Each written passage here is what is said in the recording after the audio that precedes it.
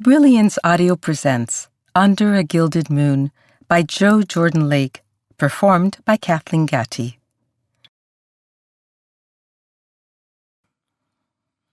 This book is dedicated to my mother, Diane Owen Jordan, who loves people so well, and to the memory of my grandmother, Evelyn Hobson Wood Owen, who passed on her love for the mountains and art and words, and to all my family and friends who teach me about kindness and courage.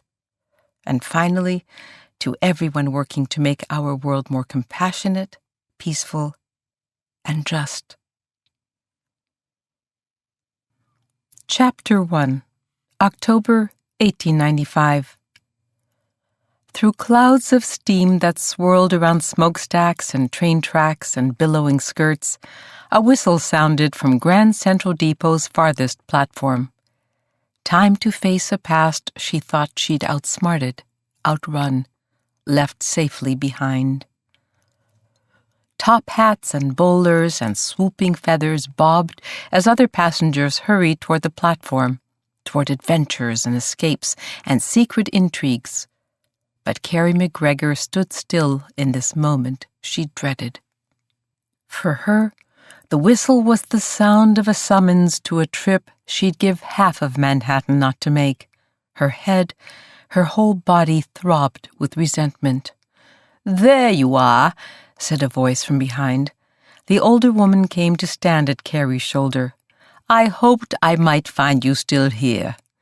Carrie met Miss Hobson's gaze. Her old teacher's eyes lined at the corners these days, but still full of a steady strength, like an oak you could lean into when you couldn't walk another step. Carrie tried to muster up something to make them both laugh, her old way of handling crises, but her mind, swirling like the smoke, would not focus. Outside, it was still the pitch black of pre-dawn, but gas lanterns lit the depot's platforms in a hazy gold.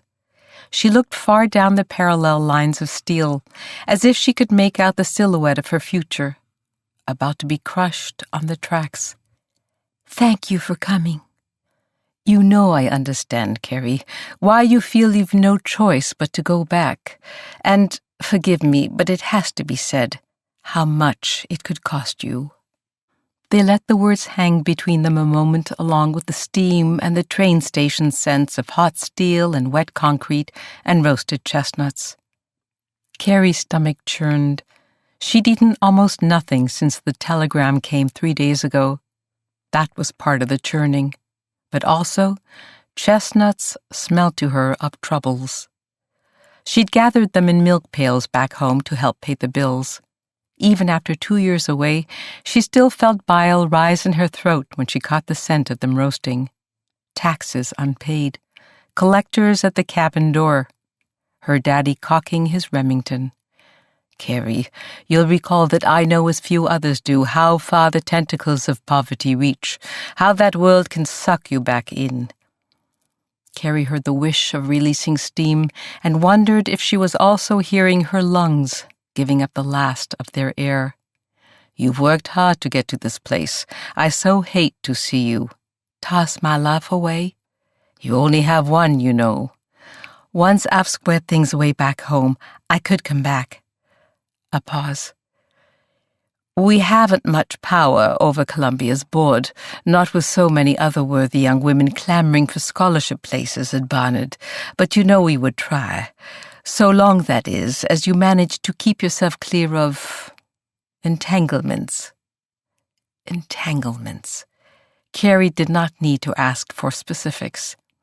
Miss Hobson had been there years ago in the one-room schoolhouse as those attachments had first taken root. The older woman sighed.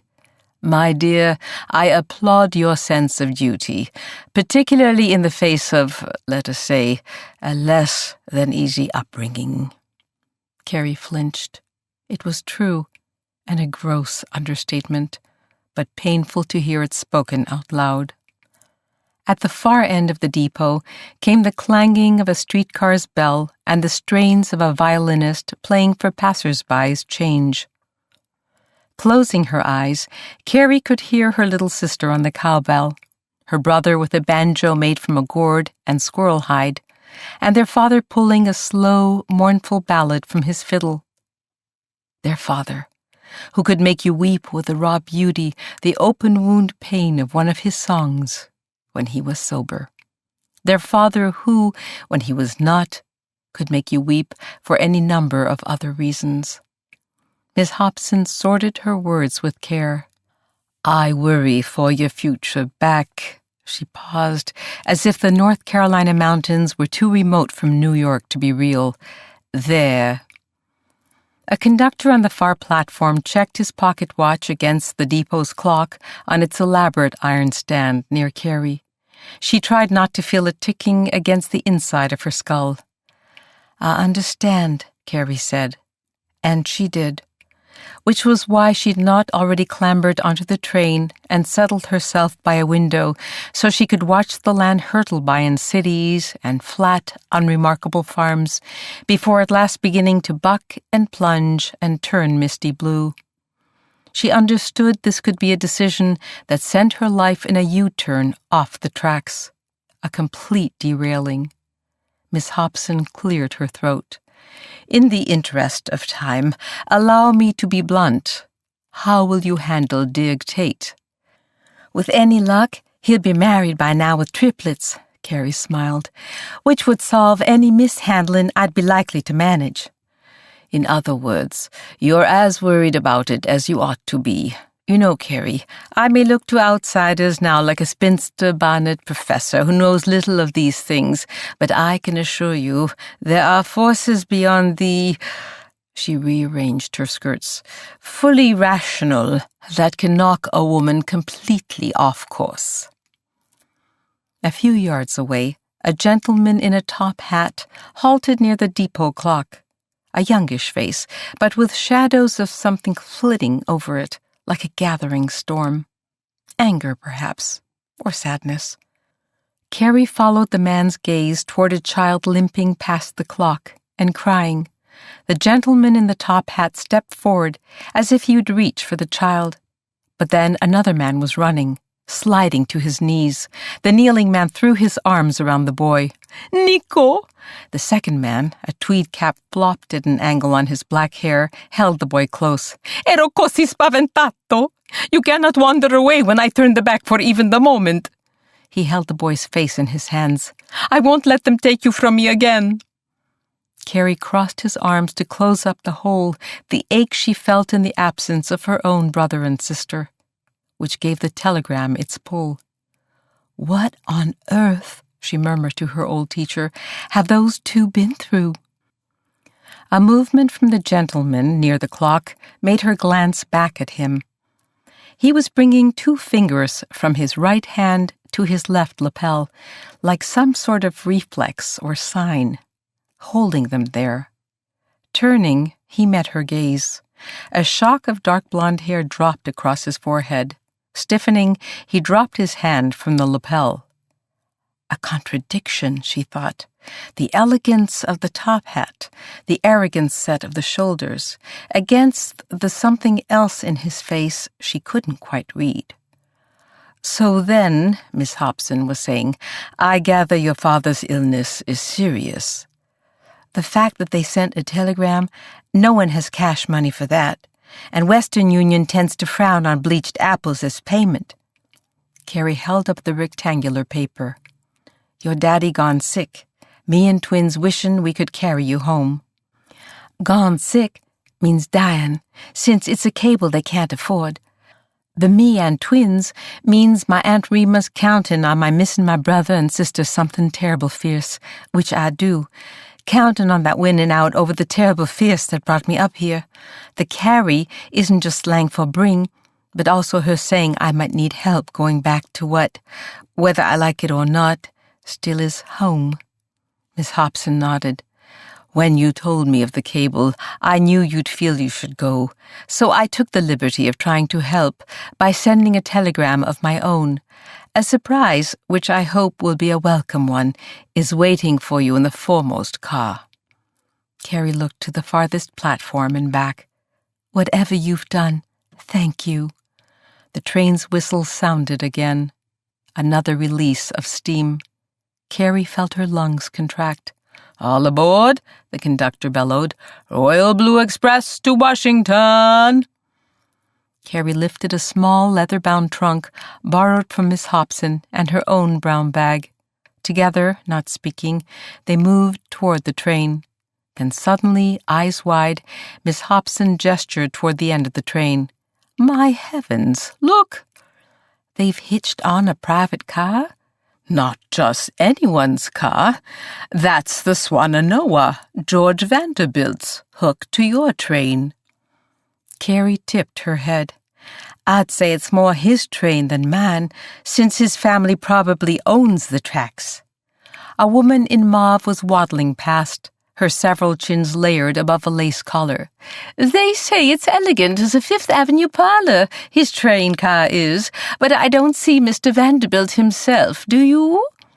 Miss Hobson flushed.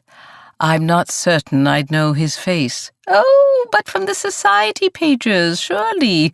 They say he's built himself a new estate somewhere down there." She waddled on. Carrie shot a wink at her old teacher. "Somewhere down there?" Because, like every New Yorker, her geography of the South includes some cotton fields, some tobacco farms, and one town that perhaps isn't quite a city, Atlanta.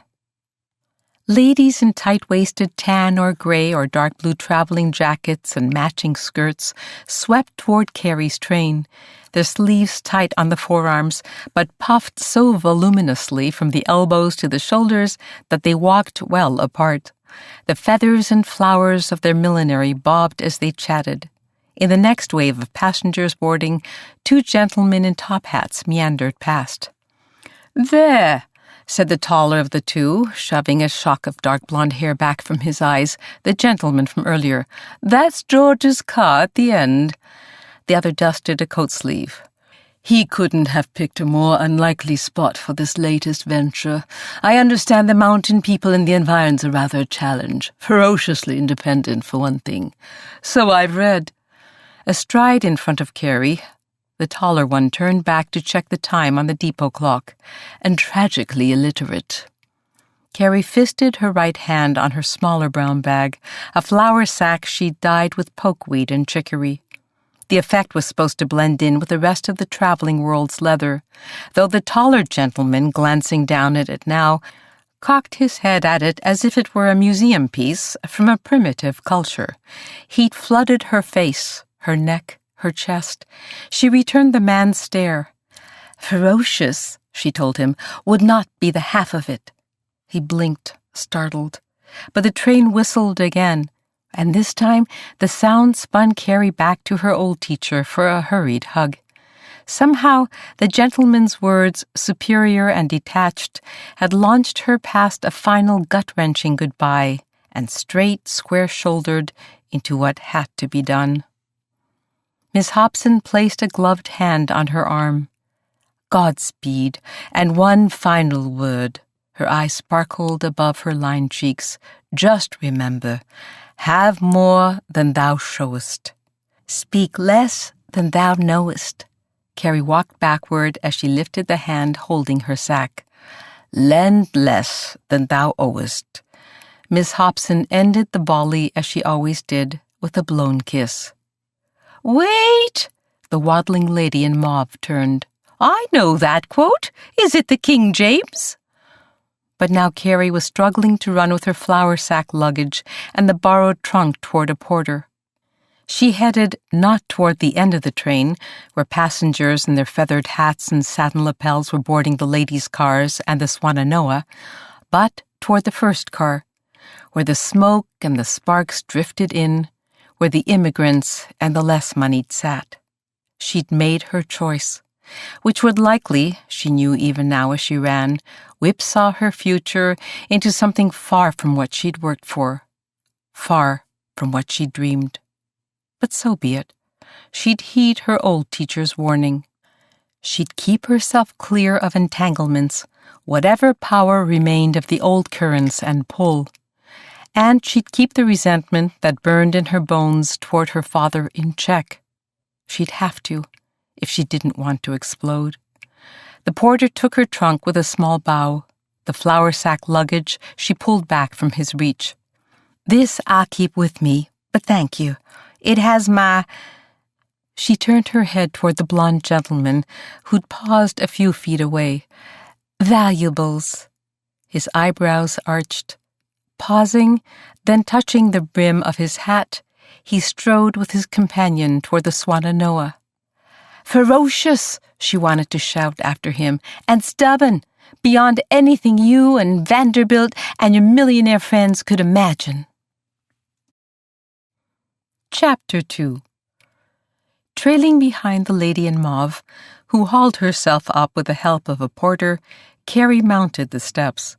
As she made her way down the aisle, her eyes were still adjusting to the train's blazing electric light, its royal blue ceilings and mahogany walls, and 2 rows of gleaming, front-facing wooden benches, and the cigar smoke that hazed around a man in a brown bowler.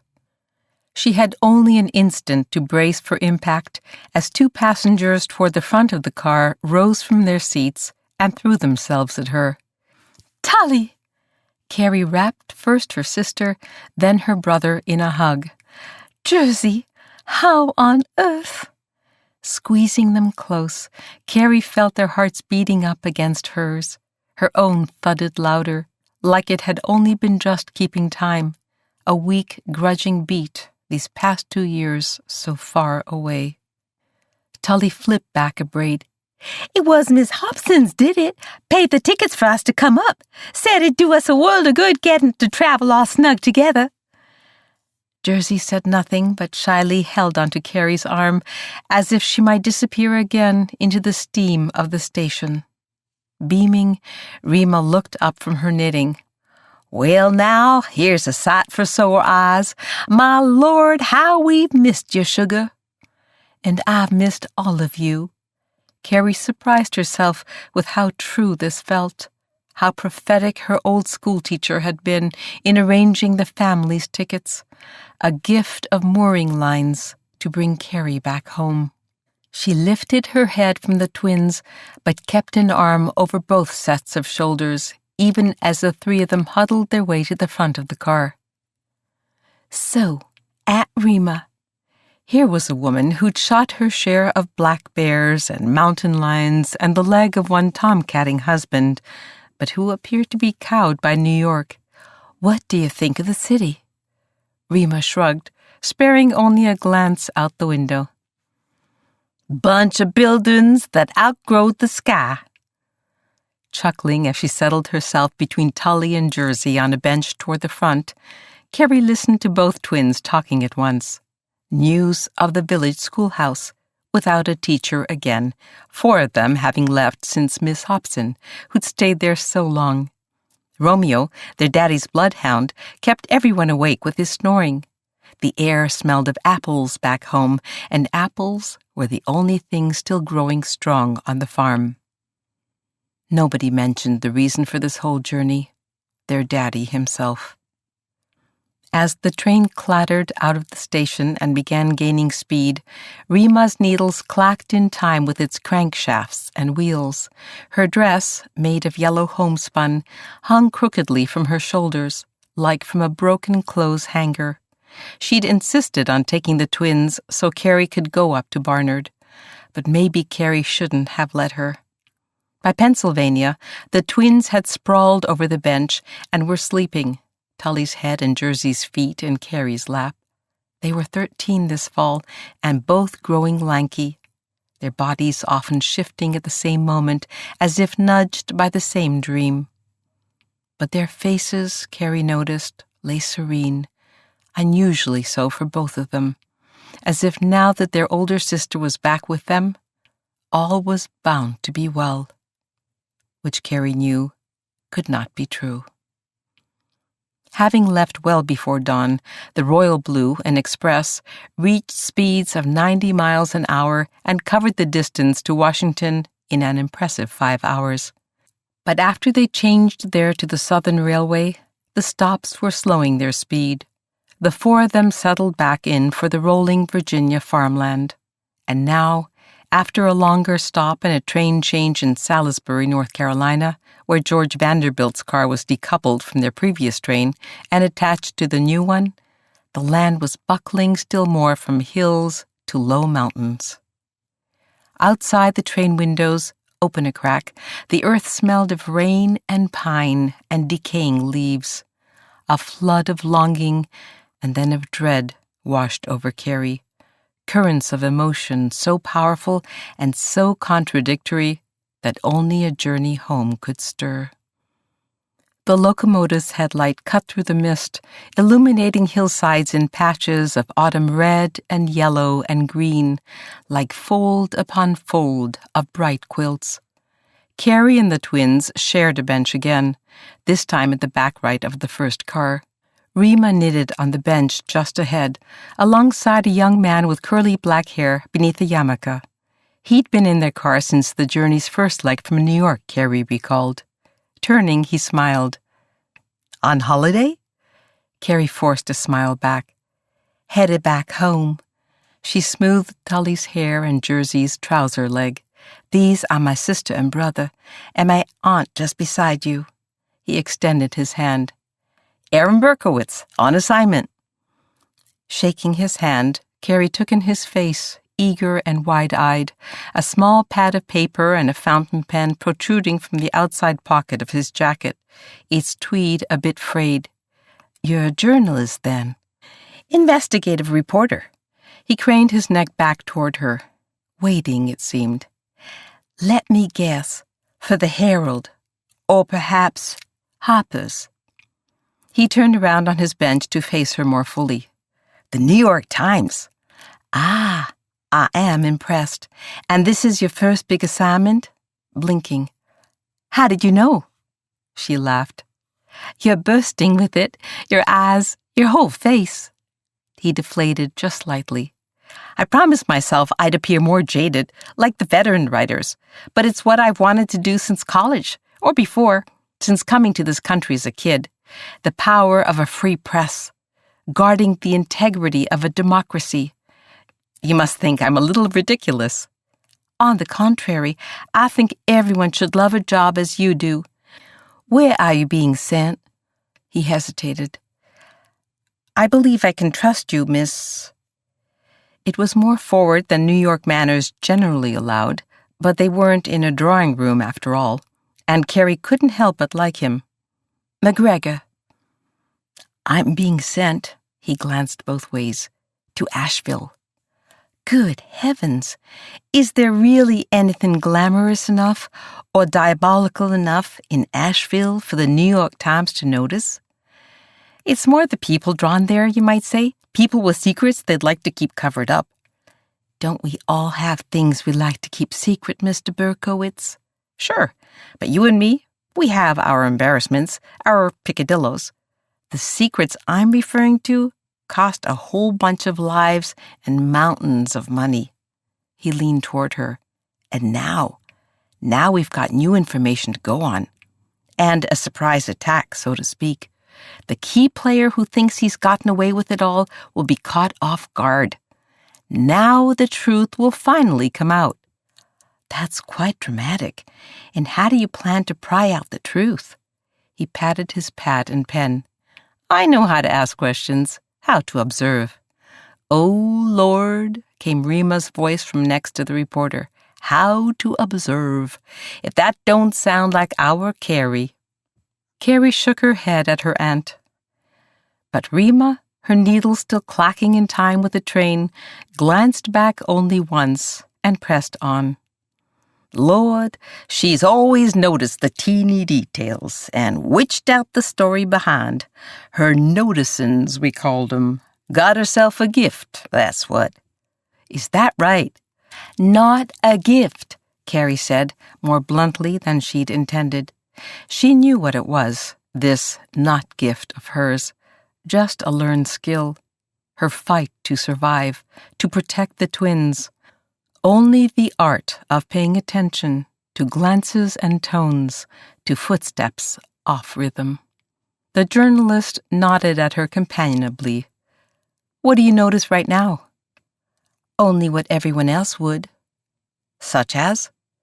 Carrie's gaze wandered across the aisle to the bench that Tully's feet bumped up against.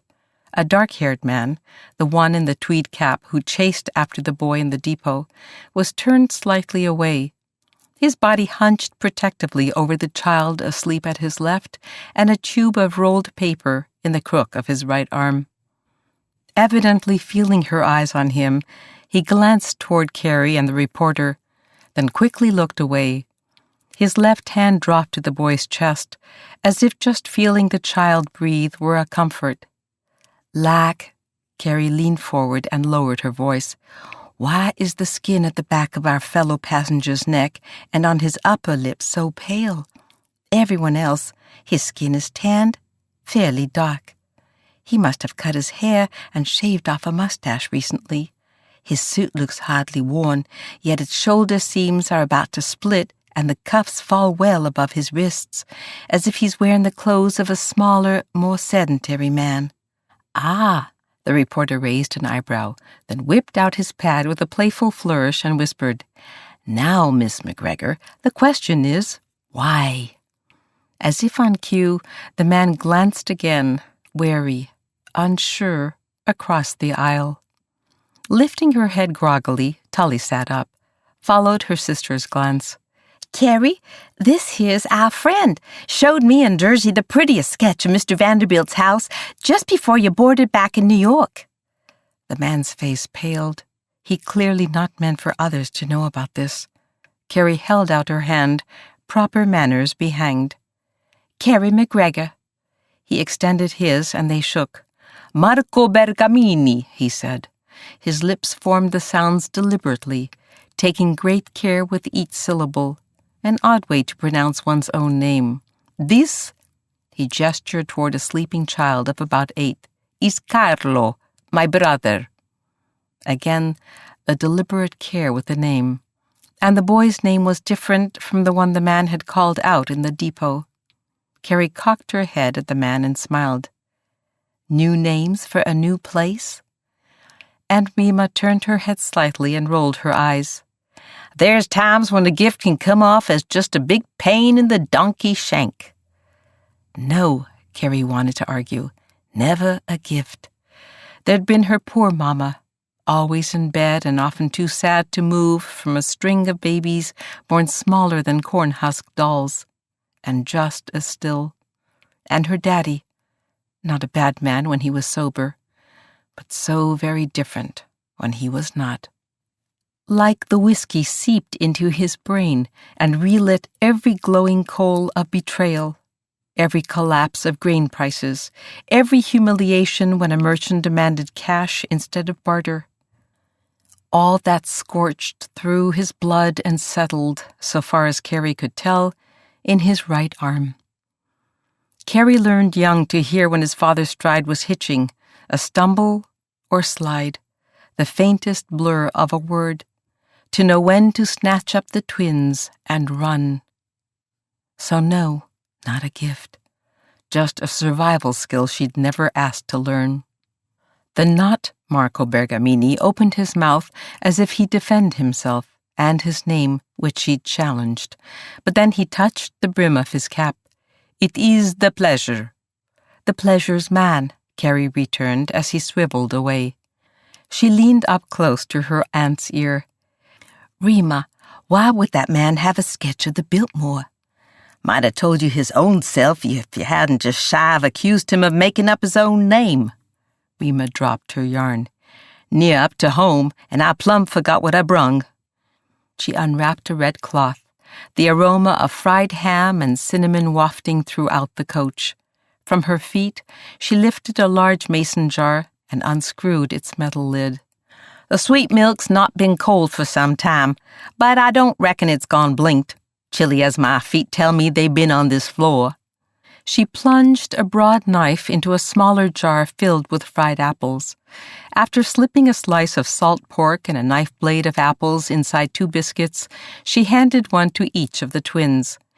Then 1 to the reporter and 3 to Carrie, who passed 2 to the not Marco Bergamini and his brother, just rousing.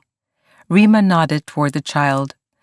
Poor little thing's got to have the mullygrubs by now, long as he's traveled." "So hungry that he's despondent," Carrie translated, and the two Italians looked relieved. "How very kind," said the reporter, but he offered his back. Rima frowned. "Well, son, it was a hog who'd got some real age on him and not much lust left for the living, if that helps you squeamish." Carrie opened her mouth to explain to her aunt, but the reporter gave Rima a smile that mollified her. "Thank you, madam, for wanting to share." Carrie bit down on the apples and salt pork and the biscuit that melted away in her mouth, then squeezed Rima's shoulder. "Don't have none of these," Rima said, "up there in that briggity city." The older of the Italians, having propped Carlo up to eat a biscuit, now bit into his own. "Oh," he said, more groan than word, "mio Dio." Looking pleased, Rima picked up her knitting. "Well, mio Dio yourself, hun." Her needles clicked. Outside the colors were dimming to gray, but inside the car, hanging bulbs swung, yellow and warm. The train clacked and clattered, all of them in the first car lulled into silence. Fingers of late afternoon sun reached through the windows as they hurtled along. Carrie tried to make herself plan what she'd be needing to say. "How are you feeling today, Daddy?" "So far, so good." "I hear you've quit drinking. All these years after driving Mama into her grave. You selfish bastard." She sighed. Not good opening lines after 2 years away. She'd like to see him grovel for mercy, beg for forgiveness, which Johnny McGregor, come hell or high water, and then a heap more of hell, would never do. Carrie felt the rock and the rattle of the train beneath her, its comforting sway on the wide bends as they climbed higher into the Blue Ridge Mountains. To her left, the man with his little brother and the rolled paper tube clutched to his chest slumped lower into his seat. Head drooping, he fell asleep. Out the window, blurred bands of green formed themselves into trees as the train began slowing. A passenger shambled into the aisle. Carrie felt her body relax for the first time since the cable arrived. Then, suddenly, a screech of the train's brakes, its whistle blasting. A lurch. To her left, the Italian cried out in his sleep and grabbed for his little brother. "No!" He lurched to his feet. "No!" Chapter 3. The shriek of a steam whistle cut through the dark. A ship, it must be, just approaching the wharves. Or, no, not a ship this time. He couldn't think, couldn't make his mind clear. Sparks swirled, singeing his arms. They had him trapped. Just a matter of moments now before their faces appeared, torch-lit and raging. "Nico," he murmured, "stay close to me." The very ground under him vibrated, another wave of men swelling behind the first, all of them livid. Even through the cloud of his fear, he could smell the tar and pitch, the brine and sweat. "Mafia rats," one of them sneered. "Goddamn lying garlic eaters." "Who killed the chief?" another mocked. "Filthy Dagos." Alone, he might have escaped, but he'd made a promise. Behind the shipping crates where they crouched, he pulled his brother closer. More shrieks, more quaking beneath him. It all happened at once, the whistle, the rumblings. Grabbing now for Nico, he leapt to his feet. His body ramming now into something ahead, he tumbled backward and jolted awake. It was no longer dark, but twilight, as if time had spun backward to wrest the sun up from where he'd watched it sink into the bay. There were no longer torches blazing, only a weak wash of gold over some bright-colored trees, and a glowing glass bulb swinging from the ceiling a few feet away. He'd fallen back onto a bench, not on a ship this time, but a train, not crossing an ocean, but careening through mountains.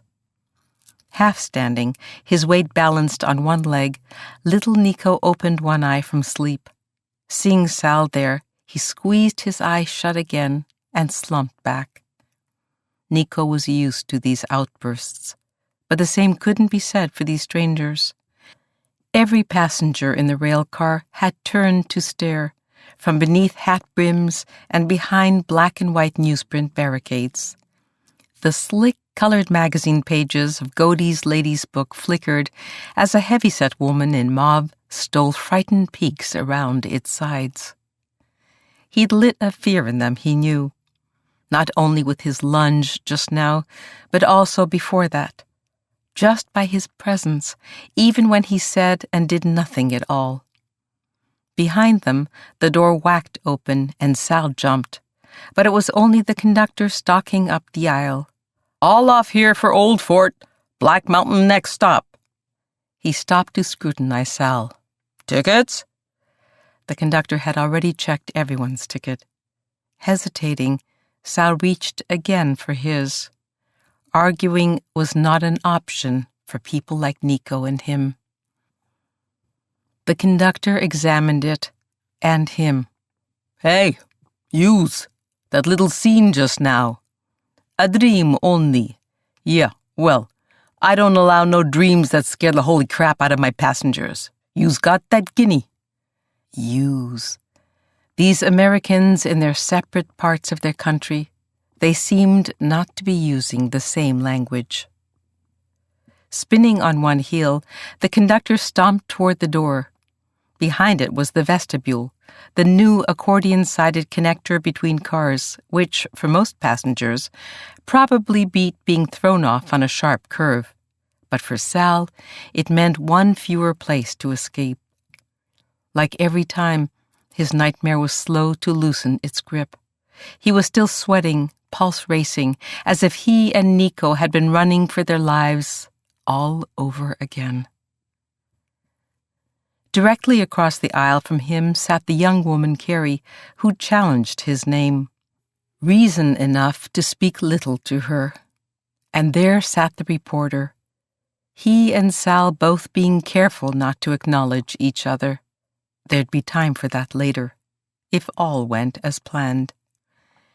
His chest tightening with the old spasms of worry, Sal focused on the young woman, Carrie. Her face had beauty in it, but also, what was it? Risentimento. She and her brother and sister all had hair the color of Palermo roofs, with their dark red tile. And so did the graying older woman, who stole looks at Nico and him over her knitting. Wiry hair prickling out from her bun, the elbows of her blouse worn to threads, and her toes poking through the ends of her shoes. She was giving Nico and him looks of pity. Well, fair enough. "Aunt Rima," the boy Jersey said now, glancing toward Sal, "has that man yonder gone loose to the head?" The old woman held a finger to her lips. "All that kind is," the man in front of the old woman offered, loudly, as if addressing the whole car. Flicking his bowler back from his face, he snapped the pages of his Baltimore Sun. "Papers full with them extorting from their own kind. Murder, too. Murder." Hundreds of miles from the wharves of New Orleans, yet the word had followed them here, like it was scrawled in blood across Sal's face. Maybe the man in the bowler had recognized him. Alongside pictures in the newspaper of a police chief, gunned down, who'd lived long enough to name his killers. Glancing to the other side of the car and also forward, Sal could watch his fellow passengers in the window's reflections now as twilight began to settle outside. Across the aisle, the girl Tully tugged at her braid, a shredded strip of burlap tied at its end. The woman Rima addressed the boy. "Hush, Jersey, ain't neighborly to point, and I'll thank you to recollect the Lord also loves them that's done lost their minds." She lowered her voice, though not enough that Sal couldn't still hear. "Just stay a piece clear the poor soul, in case he pitches to Muzzied again." Sal pulled his cap's brim lower over his face. More scenes like the one he'd just caused would alert anyone paying attention, not to mention hunting for him, that he and Nico were here and alive, when they shouldn't have been either of those. Winching his brother closer, Sal breathed in the mountain air, brisk and full of scents he couldn't name, a world apart from the sultry swelter of 4 years ago. Although that other world could come raging back any moment, with one particular man bursting into the car, his fury having festered and swelled in 4 years. "Bastard got away with murder," he'd say, if he spoke before he shot. Sal reached for the oilskin tube that poked out from the mouth of his rucksack. Slipping loose the twine that held it, he unrolled it onto his lap. Its edges had become a stained fringe. Creases cobwebbed the image. Still, after all these years and all these miles traveled, the ink lines of the sketch popped out nearly as clearly as when he'd seen it drawn in Florence, and added his own strokes. Running a finger over the lines, Sal marveled. The soaring roof lines, the intricate detail. And there, the sketch's one word scrawled at the bottom. Biltmore. Tully leaned close, peppermint on her breath, stick candy clutched in one fist. "Mighty pretty, even seeing it a second time." She gave a low whistle, then stopped. "Aunt Rima says I shouldn't ought to whistle like I was some sort of randy sailor, only she won't tell what randy'd be." The boy nodded. "It's awful nice, sure enough. Where'd you get it from, mister?" "Firenze," Sal said, but maybe that was saying too much. "Much far away." The girl whistled again, while the boy offered a low, "Ah." Both nodded, as if the simple, literal truth somehow explained a story of years and oceans, of a millionaire and a peasant whose paths should never have crossed. Hurriedly, Sal rolled the sketch up again. Jersey, who had risen from his seat, tapped Sal on the shoulder. "You uns sure did rile things up back yonder." Sal glanced away. "Is nothing." Tully tossed back her braid by its burlap sack bow. "Had to be something, where you reared up like a horse with his hair on fire." "Far," she pronounced it. It took Sal a moment to sift out the sounds. The girl leaned toward the boy. "Me and Jersey'd be twins, though we don't favor at all." The boy squeezed in closer. "That's our Aunt Rima ahead with the knitting, and you met Carrie. She only looks to be not paying attention." Carrie's eyes flicked to Sal, then back out the window. Tully cocked her head. "You don't much favor the type that comes here from the outside for the breathing porches. They got a look to them, all gussied." Jersey leaned in to stage whisper. "Rich as Jesus." "Gracious," Rima corrected without looking up from her needles. "Jesus hadn't got one flea-bitten donkey to be calling his own, which is an especial hard thing if you're God." Jersey said conspiratorially. "You friendly up close with Mr. George Vanderbilt?" Sal paused. "From a long time ago." At the rear of the car, the vestibule suddenly flew open again, its door smacking the wainscoting. Heart slamming his ribs, Sal watched the reflection in the window. But it was only 2 gentlemen in top hats who'd entered. Sal knew their kind from when he'd hauled luggage for tourists back in Italy. Baedeker-toting Brits and Americans, looking down on all they surveyed. These 2 must have strolled up from one of the luxury cars at the far end of the train, Curiosity maybe, to view the commoner's car, which was missing the plush, upholstered chairs and crystal chandeliers and filigreed mirrors of their own. He'd seen this before. Rich people who liked to peek at the lower classes, like royalty surveying the peasants, as if the great width of the gap made them feel richer still. Standing just feet away at the back, the gentlemen peered alternately at the passengers and at what was still visible through the dusk of the landscape. Berkowitz, Sal noticed, glanced behind at the 2 men, then stiffened in his seat, The color drained from his face. Shorter one stroked a thick brown mustache, waxed on its ends. The cuisine in the dining car was surprisingly adequate, wouldn't you say, Cabot? Rather good oysters, really. Not a bad choice of pairing with the Chateau d'Yquem Sauternes, though I might have chosen a different white. He glanced toward the view. Extraordinary. The taller, clean-shaven one, Cabot, ducked his head to see out better, a shock of light hair flopping into one eye. Yes, extraordinarily beautiful. The young woman, Carrie, was watching them in the reflection of her own window. Actually, the shorter man stroked his mustache, I meant how extraordinary that Vanderbilt would build this grand chateau of his down here. The taller one, Cabot, kept his eyes on the landscape rushing past. Then I wonder, Grant, what you're seeing. Isn't it obvious? Log cabins tucked into the land with a trickle of stream running past. Whole mountainsides timbered down to stumps. Ribs on 4 legs. One presumes they are cattle, roaming loose through the forests. Have these people not been apprised of the invention of fences? Yet it's also breathtaking. Smitten by fog, are you, and by land that buckles up as if it's been left out too long in the rain? Both, Sal thought, both of these men are right. These mountains did look in places like they were sorrowing, depleted, like they were haunted even, yet also incredibilmente belle. I will say this, Grant added. My efforts with wildlife preservation might very well be needed here. No bison remain in this region, of course, but undoubtedly other species may be endangered. As they rounded the next bend, up ahead to the right on a dirt road crossing the tracks, a farmer was hauling back on the reins of his buckboard. The ears of his mules flattened on their heads as they ignored the farmer's commands and plunged forward.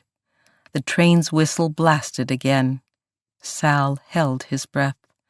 Grant stepped toward the closest window. One wonders what size impediment we might encounter without deterring our progress. A buck, certainly.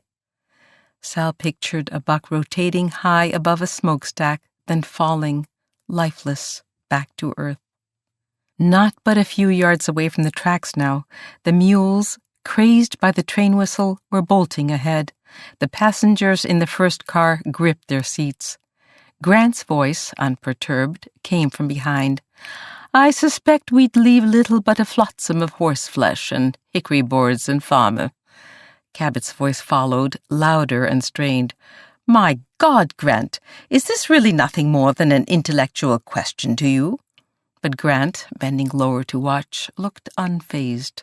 Standing, the farmer threw his whole weight against the reins. Just as the train thundered even with them, both mules reared back. The farmer collapsed onto the buckboard's floor. Silence as the passengers in the first car let out their breath. Perhaps, Cabot said finally, we should head back to the Swannanoa. Grant lowered his voice a notch. Perhaps also we should speak less freely. There are those in this country these days who wish to harm its leaders, and any allusion to a Vanderbilt. Cabot's tone was dry. An anarchist lurking behind every tree, is that it? With effort, Sal did not react. The threat is quite real, Grant insisted. The bomb at Chicago's Haymarket, or the Café Terminus in Paris. Anarchy. Damned foreigners. Scowl if you like, but the Vanderbilt men, with the exception of George, have cut more than their share of corporate throats. Biltmore will be hosting guests of influence and power. Grant swept an arm, including Cabot and himself, in those realms. The bastard's caution about anarchists, Sal thought, just got outweighed by his need to be recognized, even by strangers in the third-class rail car, for what he thinks is his importance. The other passengers had gone eerily quiet. Grant's eyes rested again on Sal, then on Berkowitz. At the rear of the car, The door flew open again. Instinctively, Sal slumped lower still in his seat, reached for Nico. He had to protect Nico. Above the passengers and the newspapers, a flat-topped circle of braided hat appeared. Sal released his breath, but kept his hand protectively on his brother's shoulder. "This stop Biltmore Junction, formerly known as..." Smirking, the conductor glanced out at the village. "Best." Through the glow of the village's handful of gas lights on their stands and a few lanterns, Sal could make out mud like a rusty chain of linked brown lakes from the station's platform to a stand of scraggly pines. Swaddled in fog, the train station and its timbered gables were fuzzy, along with a hint of town beyond it, mostly a tumble of log cabins and farmhouses, with a few newer structures mostly obscured by the mist. Looking at Sal, the woman Rima gathered her things and nodded toward the village as the train slowed. "There's folks hadn't much favored the new name, Biltmore Junction, that Mr. Vanderbilt give it, and that's putting it nice." Tully McGregor leaned across the aisle to him. "Mister, if it's Biltmore you're wantin', you best hop off here." Sal thanked her distractedly. In the reflection in the window, Grant was still staring alternately at Sal, then Berkowitz, then back at Sal. Grant smoothed the tips of his mustache, then turned away toward his companion. Berkowitz spun around in his seat toward Sal. "Watch out," he mouthed, jerking his head toward the backs of the two gentlemen. "For that one." Sal gave a quick nod. He assumed he knew which of the two men Berkowitz meant, but would check later to be sure, when there was also time to ask why. Carrie McGregor may have caught their exchange, though she'd turned her face back toward the window. At the very least, she might have seen something pass between them, as if they weren't entirely strangers. "Perhaps, Cabot," said Grant, "we should indeed return to the Swannanoa. I understand our party will soon include guests of the fairer sex who've already arrived." In the reflection, Cabot appeared to be gazing out at the village, or possibly at the young woman Carrie. "Vanderbilt's niece, I believe," he said without enthusiasm, "a Miss Sloane." "Yes, and a friend of hers lately of New Orleans, a Miss Barthélemy." Barthélemy. A vise closed around Sal's chest. Even having known he'd hear the name if he came to North Carolina, it was a jolt. Vaguely, he realized Berkowitz was scribbling something onto his pad. Sal's head throbbed with the screech of the train's brakes and its whistle, which rolled out over the hollows and peaks. But still louder was the name echoing now in his head after 4 years of hiding. 4 years of hoping to outlive its reach. Barthélemy. Chapter 4. Liliane Barthélemy never allowed herself any regrets, so this was not one, nor did she allow herself any doubts. But the train's whistle came from not far away, and it chilled her blood, because it meant the time had come. A spasm gripped her middle, and it wasn't the grind of the corset stays or the too tiny waist of the riding habit. Perhaps she'd acted a trifle rashly in what she'd arranged. But her family's name was at stake. Shifting forward, she let out the reins. Despite the wet leaves underfoot, despite the darkening woods, she urged the horse to a gallop. Her friend Emily was somewhere behind. But as her father liked to say, slowing down has never been in our Lily's nature. Was there a time, she wondered now, that he'd said it proudly? Liliane has far too much of you in her, Maurice, Lily's mother always made clear. Too much of the mad, headlong drive. It'll be the death of us all. By the time Lily and her mother had left for New York last summer, Maurice Barthélemy may also have seen too much of himself in his daughter. "Consider the lilies, ma chère," he'd called after her. One foot already on the ramp to the ship, she'd turned, startled. "Excusez-moi?" "The lilies, you know, of the field. They never sow, nor do they reap, and you, daughter, needn't rush at life so.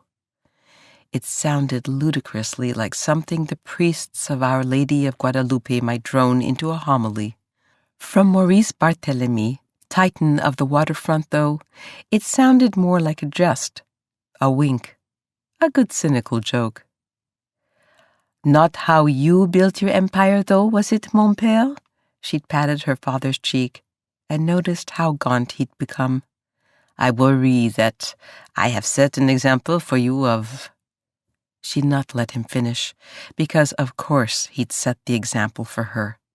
Of course she'd become her father's child. Even when he disappointed and hurt her, as he'd done just this week yet again, she understood him, because she was like him. Even now, at a full gallop, her pulse did the opposite of what it should have. Her heart rate decreased, settled to a slower thud, almost suspended in time. Danger had always done that for her, calmed her in a strange way, which she suspected might not be normal. Men of her class were searching for a wife who was docile, angelic, prone to fainting, and capable of finding all the ecstasy she required in a Trollope novel. Lily, on the other hand, when trapped in a drawing room full of women, paced near the windows, when the conversations trenched, as they always did, on how much their children had grown. Don't all children grow? What's noteworthy about that? She fashioned elaborate excuses to leave. Society women tittered over the latest soirees, the cigarettes rolled from $100 bills and handed out as party favors. Or at Newport, a game of digging in sand for diamonds the hosts had strewn there for guests. Lily found the women unspeakable bores. Gentlemen of her class were no better, none of them looking for a wife who craved speed and courted risk, and preferred the outdoors to in, and none of them looking for a woman at the center of a storm of scandal. She bent lower over her horse's neck, her cheek brushed by the flying mane, the thrill of an unknown road, the rhythm of the strides over the wet gold and burgundy leaves. This was what she needed to pound away the worry, the panic. She and Emily had rented from the stables at Battery Park Inn, but this was no barn-sour nag. Over the stone bridge he charged now, left front leg on the lead, reaching farther each time. Gripping the uppermost pommel on the side saddle's left with her right leg, she relaxed into the gallop. Around her, the ring of mountains rose above the forest and fields in a great blue bowl with fog rising like steam from its sides. Slowing her mount at last, she scanned the roadside. Birches and rhododendrons and ferns, stone bridges and streams. A few moments alone to think, to try and sort out her father's most recent behavior. She and Emily had traveled down here from New York a week early in order to meet him. Asheville, the land of the sky, he'd cabled from New Orleans. All the rage, the papers say. Since you and your friend are going, your last letter says, what if I met you there? A spontaneous visit with my beloved daughter. He hadn't cabled since she and her mother had moved to New York, and on this one, he'd not economized on his words. Instead, he let them flow as if he'd been in a rush, or wanted her to be sure of his warmth, or both. In the past months, he'd dashed off the rare letter from time to time, but they were a businessman's notes, full of labor strike threats and import disputes. Beloved daughter was not his typical language. Warmth and spontaneity weren't really his style. But she'd welcomed the chance to be with him, the elusive Napoleon of New Orleans whom she was like, and whom she barely knew. Lily relished the 4 days she and her father and Emily had shared here. Until yesterday morning, when her father had been handed the telegram by the Battery Park Inn concierge. His face had drained of all color. Damn New York Times! Can't let a story die after all these years. Bordel de merde. Thought they'd outsmart me and send someone here, did they? The timing, she said, as much to herself as to him, Couldn't be worse. If word got out there was any question at all. Precisely, ma chère. Ils sont cons, the idiots. Will no one stop them from dogging my life? He'd packed his bags and left, for where he'd not even said, within the hour, and forgotten to tell her goodbye. From behind now came hoofbeats, Emily approaching at a sedate trot. I can tell, Lils, by the way you're sitting stock still. You are amazed by the approach road. I'm so sorry your father couldn't stay to see it. She paused here, as if unsure whether to add how odd his sudden departure had been. But appearing to decide to steer clear of the subject, she only smiled. George will be thrilled with your reaction. I imagine your uncle has more pressing concerns than the opinions of a lady he's never met. But wait till he meets you. Then we shall see how much he cares what you think of his project. Emily beamed at her friend, which was her way, a childlike kind of warmth that, for all its naivete, was hard to dislike. Your uncle seems perfectly content as he is, traveling the world, collecting his art, reading his books, building this hidden estate. He does, yes, but the right kind of woman can teach even a contented man just how miserable he really is. Lily laughed. Without her, I mean, Emily added. Let me make perfectly clear that I did not come south with you because I was desperately seeking a husband. No one, dear Lily, suspects you of desperately seeking anything. You secure whatever you want with hardly seeming to try, which reminds me to ask about what it was you were saying to that man this afternoon, by the station. Lily turned back to the approach road. It's hard to imagine a structure at the end that would live up to the suspense of all these twists and turns. Emily rearranged the drape of her riding skirt. Change the subject if you like. I only hope that man from the station won't make a nuisance of himself. He looked to me like he might be the kind to become too familiar. Lily felt her pulse drop again, and the words seemed to hang suspended there between them. No one was supposed to have seen her talking to the man at the train station. Lily must have miscalculated how long it would take Emily to send her telegram. Perhaps Emily saw her approach the man. Who knew what she might have heard? He was only a local man asking for work. I sent him away naturally. She wheeled her horse as if she were admiring the mountains. Approaching them at a canter was a broad-chested bay. The horse was a Hanoverian warm-blood, Lillian guessed, his movements as elegant as they were powerful.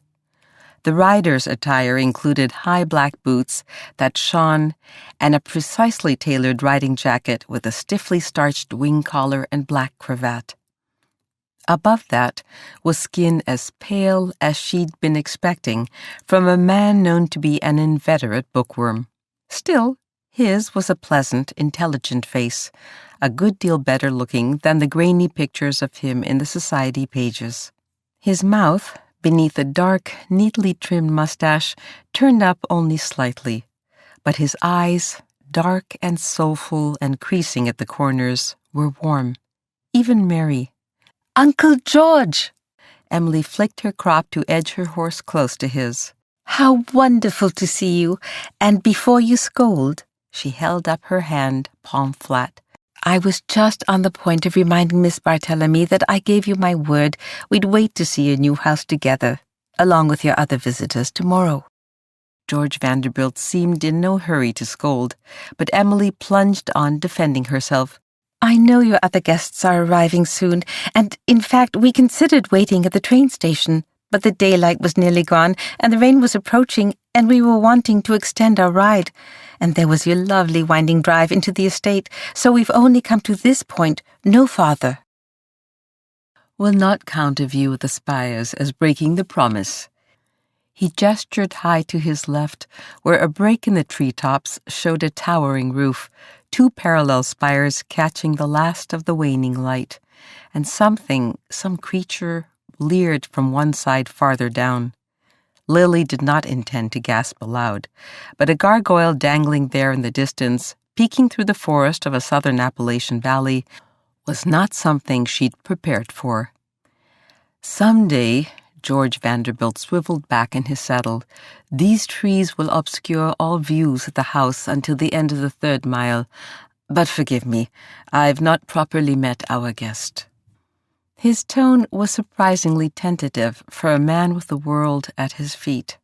Unassuming, even shy. He had a slim frame which underscored what the society column said, that he was the kind of man, odd in their circles, who'd rather read than eat. Rather discuss philosophy late into the night with a single close friend than dine with a host of steel barons' daughters batting their eyelashes at him.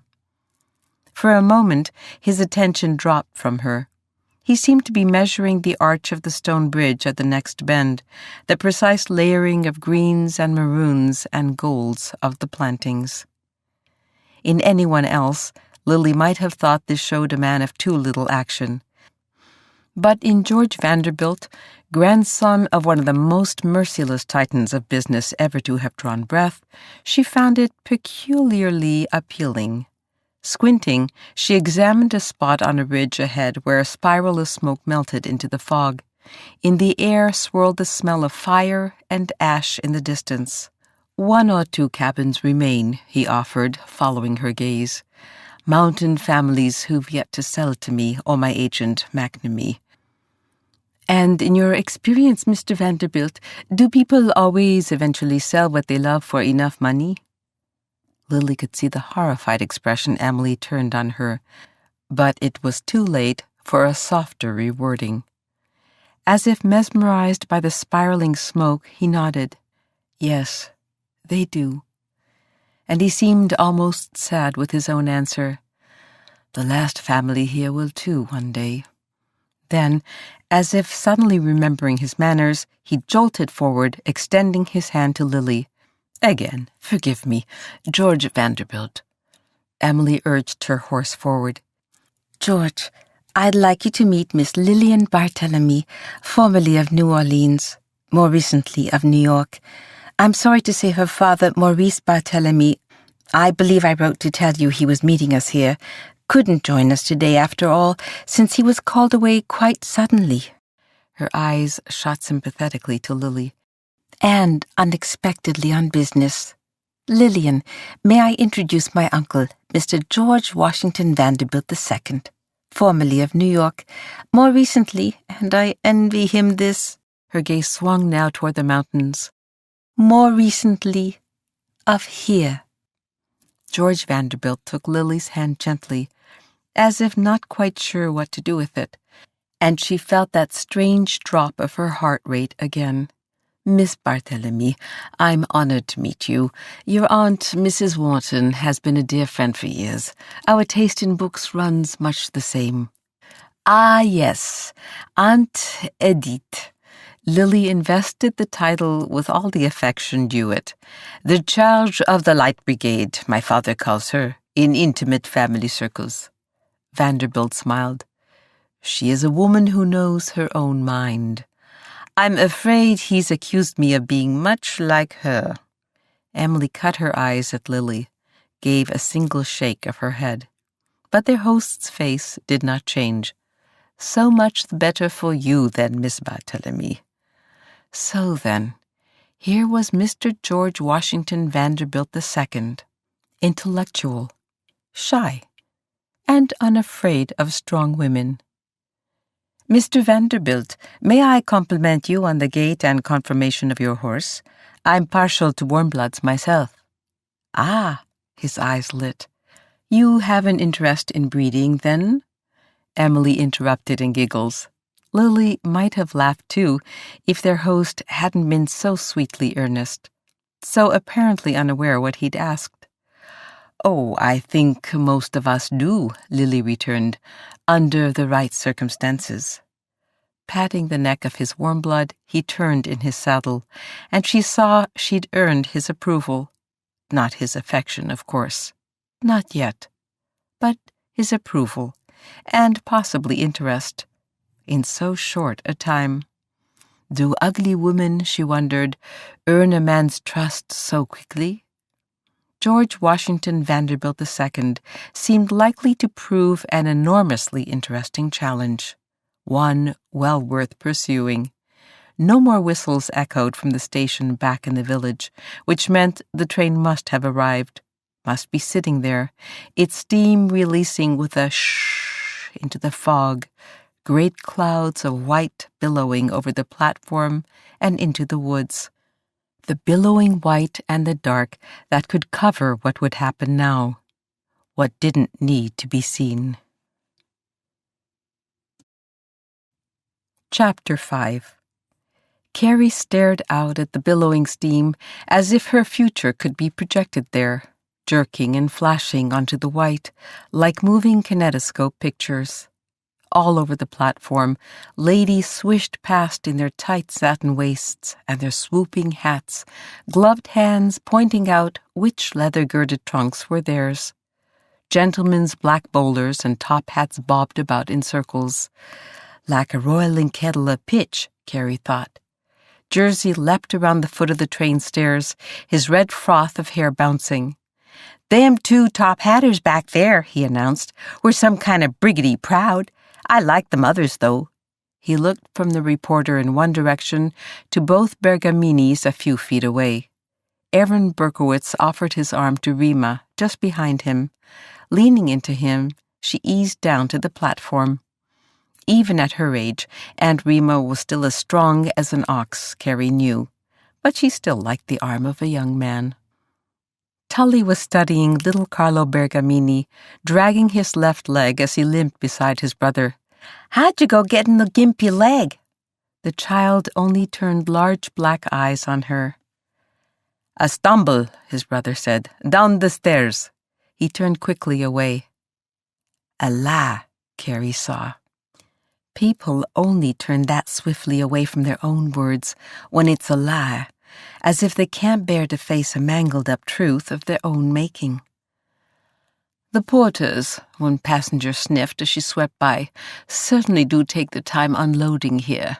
Why, in Boston—" Those who traveled in the ladies' car and the Swannanoa were overseeing the transfer of their luggage from railroad porters to stockeymen calling out, "Battery Park Inn," and "Kenilworth." Trunks swung up to balance on broad shoulders, then to the tops and backs of waiting carriage and hansom cabs. Horses nickered. The Italian turned back to Rima.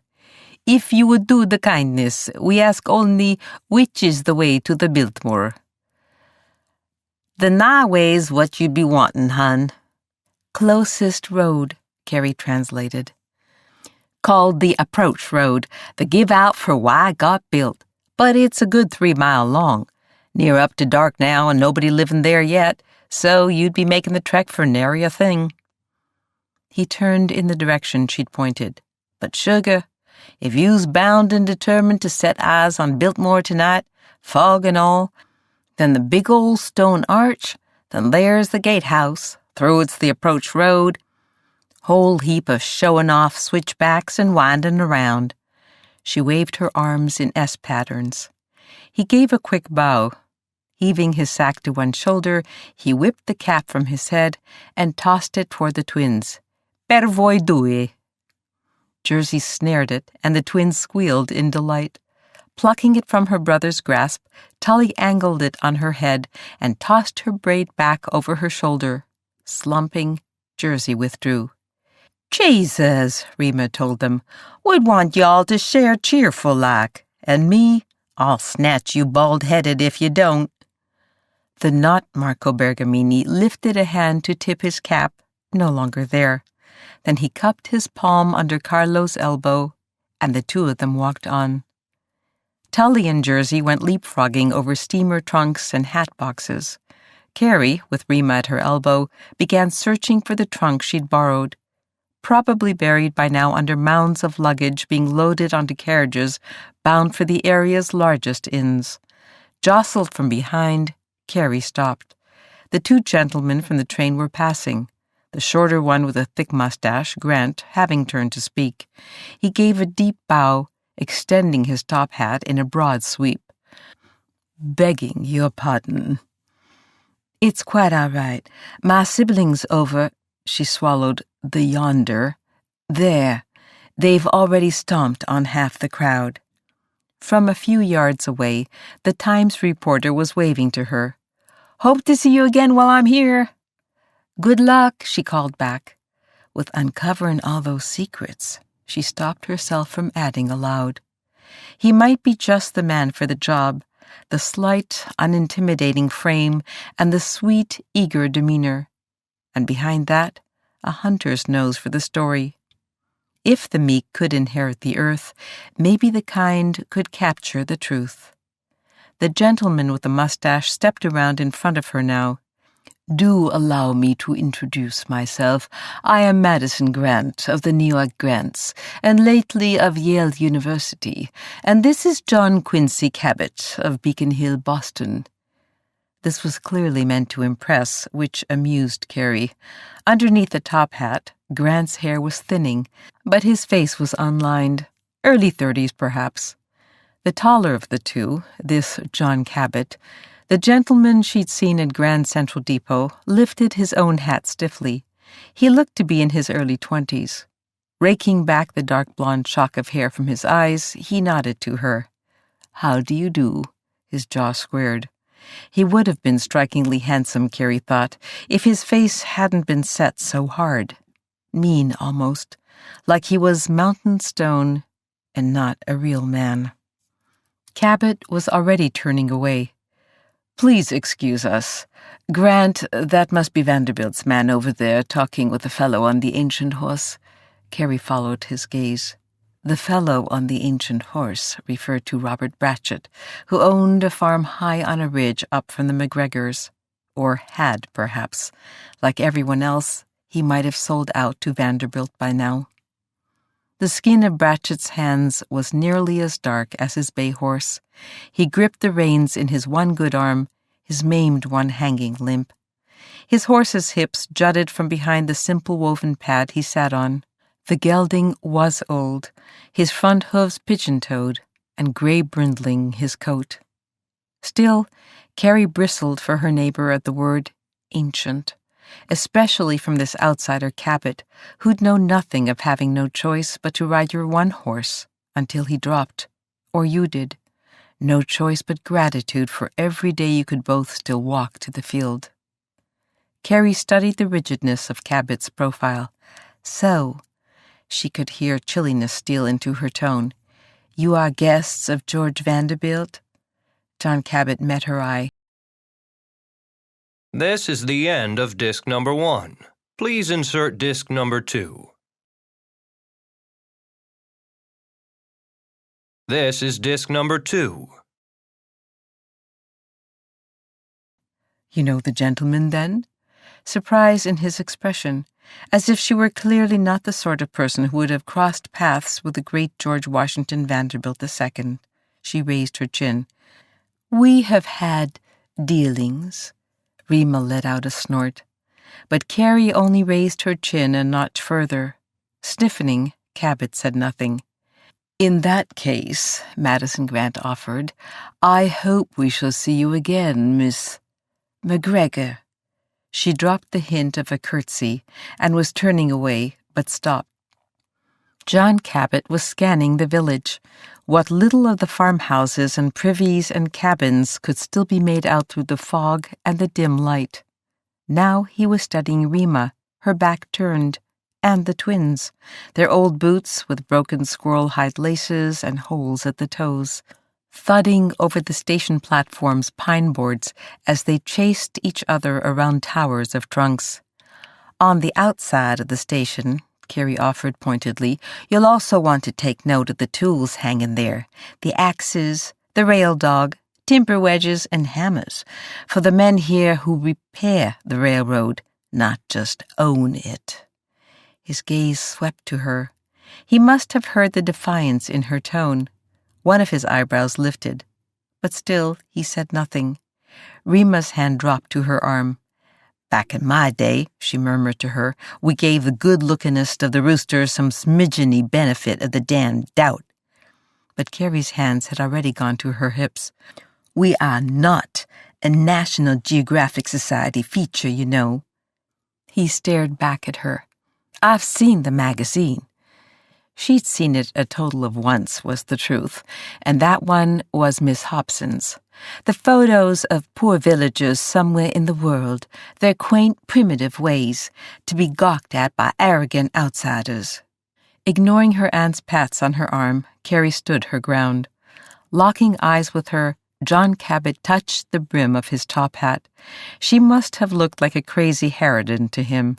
Red hair a mass of tangles from the wind through the train windows, cheeks flushing, probably nearly matching her hair. She could be too impulsive, she knew, but she'd not allow him to scrutinize her and her people like dragonflies on a schoolboy's pin. "I say," Madison Grant stepped forward, "do let us assist you with your luggage, ladies." With a glance of what looked like utter contempt at Grant, Cabot turned back to Carrie. "We'd be happy to help." He looked anything but. And Carrie was in no mood to dispense mercy. "We are quite capable of taking care of ourselves, thank you." Rima hoisted her own bag to her shoulder. "Lordy, that is real kind, but Carrie's trunk she borrowed hadn't yet got dug out from under that pile belonging to the breathin' porch folks, and this here's all I got. Carrie, she made it for me, but you can see for your own selves, you couldn't never tell it wasn't store-bought." Carrie felt herself sinking into the silence, humiliating and deep, that followed. Grant managed something about the bag's loveliness, but John Cabot kept his expression blank, except a flash of anger as it settled on Grant. Instead of praising the flour sack bag, he merely turned away. Giving a final bow, Grant followed, and perhaps he meant his voice to carry back to the women. "When Vanderbilt spoke of the beauty of these mountains, I see now he must also have meant its young ladies." Rima nudged Carrie, which Carrie ignored. Even so, she couldn't miss Cabot's response. "Is this a habit of yours, Mr. Grant, vying for the attention of the village milkmaid?" Whipping around, Carrie faced the backs of the gentlemen walking away. "Village milkmaid?" "You know, sugar, you may be just a tiny little bit on edge." Rima tapped on her arm to swing Carrie around. "Understandable, course. You having to face that daddy of yourn. Wish I hadn't had to take the new job in the kitchens over to build—" She caught Carrie's look.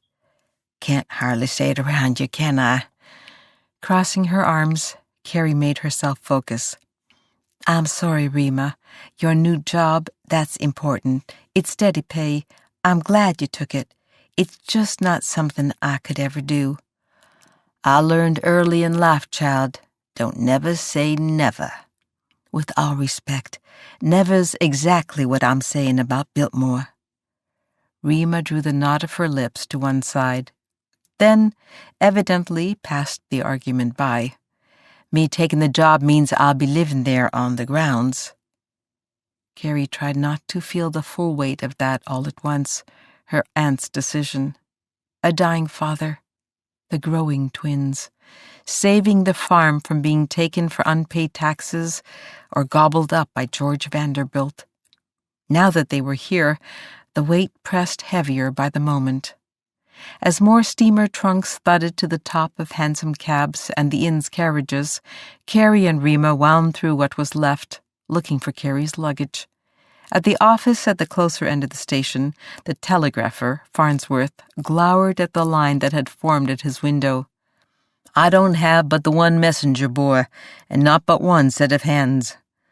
Just behind him stood the person Carrie assumed to be that one messenger boy. A man, stoical and silent, that Carrie had seen only fleetingly around town 2 years ago. The only man from China here, the only man from anywhere in Asia at all. Ling Yong had not been hard to spot the rare times he'd stepped out of his dry goods shop on Haywood Street. Now it appeared he'd taken on a second job, or perhaps the shop had gone under. Staring directly ahead, he merely listened as the telegrapher ticked off delivery instructions, then dismissed him. Farnsworth yanked a cigarette from his vest pocket. As he tapped in the next customer's message, the cigarette dangled unlit from his mouth, like a promise to himself of a future smoke if he could keep his manner civil just a few moments more. Lin Yong offered a piece of paper to Carrie. "A cable for you." Then, placing a hand on the satchel as if to say he had others to deliver, he mounted his bicycle and rode into the mist. 2 telegrams in 3 days, after none my entire life. Carrie steadied herself as she tore it open. It had been received and then typed a few hours ago. Farnsworth's initials, EDF, at the top having come from a mill town at least a day's ride away. "Rima said you was comin' back. Sorry, can't be at station. Stuck in Whitnall. Real glad you come home. Dirk." For Dirk Tate, this was a torrent of words. "Real glad you come home." There was history behind that, and she would need to sort things out with him later. For now, her mind was already too full. Several yards away, the 2 gentlemen in top hats were shaking hands with a man in a wool riding jacket and tall boots covered in leaves and muck. "Gentlemen, I am Charles McNamee. Mr. Vanderbilt sends his welcome and hopes you will join him for a late dinner at the Battery Park Inn, where you'll be staying, along with 2 other guests. Though we're delighted you can at least view Biltmore House in the final stages of construction. If you'll forgive me a moment, I need to conclude a business conversation." He gestured with his head toward Robert Bratchett. John Cabot might have said something, but he was jostled from behind on the still crowded platform. Aaron Berkowitz stood there, valise in one hand, his reporter's pad in the other. The 2 men stared at each other as Carrie watched, riveted. Though about the same age, the 2 were a good head apart in height, and from their expressions they must have recognized each other. Neither apologized for the jostling. Neither greeted the other like an old friend. Both looked rattled, horrified even, at having to face each other. The reporter turned away first, clutching his valise closer to his side and striding off to the right. Cabot watched him go. "Carrie," Jersey was calling from behind her, "where's Tully gone to?" Oddly, Tully had slipped out of sight. "She's probably helping look for my trunk. I described it to her. Come on, Jers, we'll find her, and it, together." Grant squinted into the dusk. "By the time we settle into the hotel, it'll be too dark to see George's estate today. What the devil is keeping McNamee?" Grant strode ahead, enveloped by the mist at the far end of the station. Watching him, Cabot slipped toward its opposite end and disappeared. With another release of steam and a long blast of its whistle, the train chugged back into motion. Its locomotive headlamp sent a javelin of light ahead into the churning white. At the whistle, the voices on the platform fell quiet. Even Jersey, at a trot in his search for his twin sister, slid across the moss-slick boards to a halt. But then, just as the whistle was fading to an echo, came a shout of surprise from out of the darkness at the station's far end, followed by a sharp cry of pain. And then, nothing at all. Chapter 6. "Tully!" Carrie screamed, already running. "Tully!" But only silence followed, too full of sounds cut short, and of the darkness that suddenly seemed to deepen around the tracks. "Tully!" Past huddles of skirts and luggage, Carrie bolted the length of the platform, its wet boards thundering under her. Fast as a colt, Jersey caught up, grabbed for her, as if whatever was waiting for them had to be faced holding hands. At the far end of the station, Carrie could make out a circle of spectators looking down without speaking, the agent, McNamee, and other passengers. The scene was lit only by a scrim of moon, the one street lamp on the opposite end of the platform, and the lantern swinging drunkenly now from the crook of the station master's arm. "What the hell Jackson, the station master, began, but he never finished, the spill of his own light answering for him. He rasped a long breath. A tremor shooting the length of her spine, Carrie leapt down off the platform's far end and burst into the center of the crowd's concentric circles. On the ground, sprawled face down, lay a body, unmoving, and hunched beside it, a girl. Tully. With a cry, Carrie dropped down to the mud and threw both arms around her sister. "Are you all right?" Tully swiped at her tears with the back of her hand. "Carrie, check, please. Please say the man here's only knocked out terrible cold." Jersey and Rima ran up close behind Carrie's back, Jersey taking his twin sister's hand. John Cabot knelt beside Carrie. Together, they rolled the man on the ground to his back. Carrie's hand went to her mouth. "Aaron Berkowitz! Oh, dear God!" Blood gushed from a wound over one eye. She bent down, bringing her cheek beside the reporter's nose. "Breathin', just barely." Carrie jerked off her coat.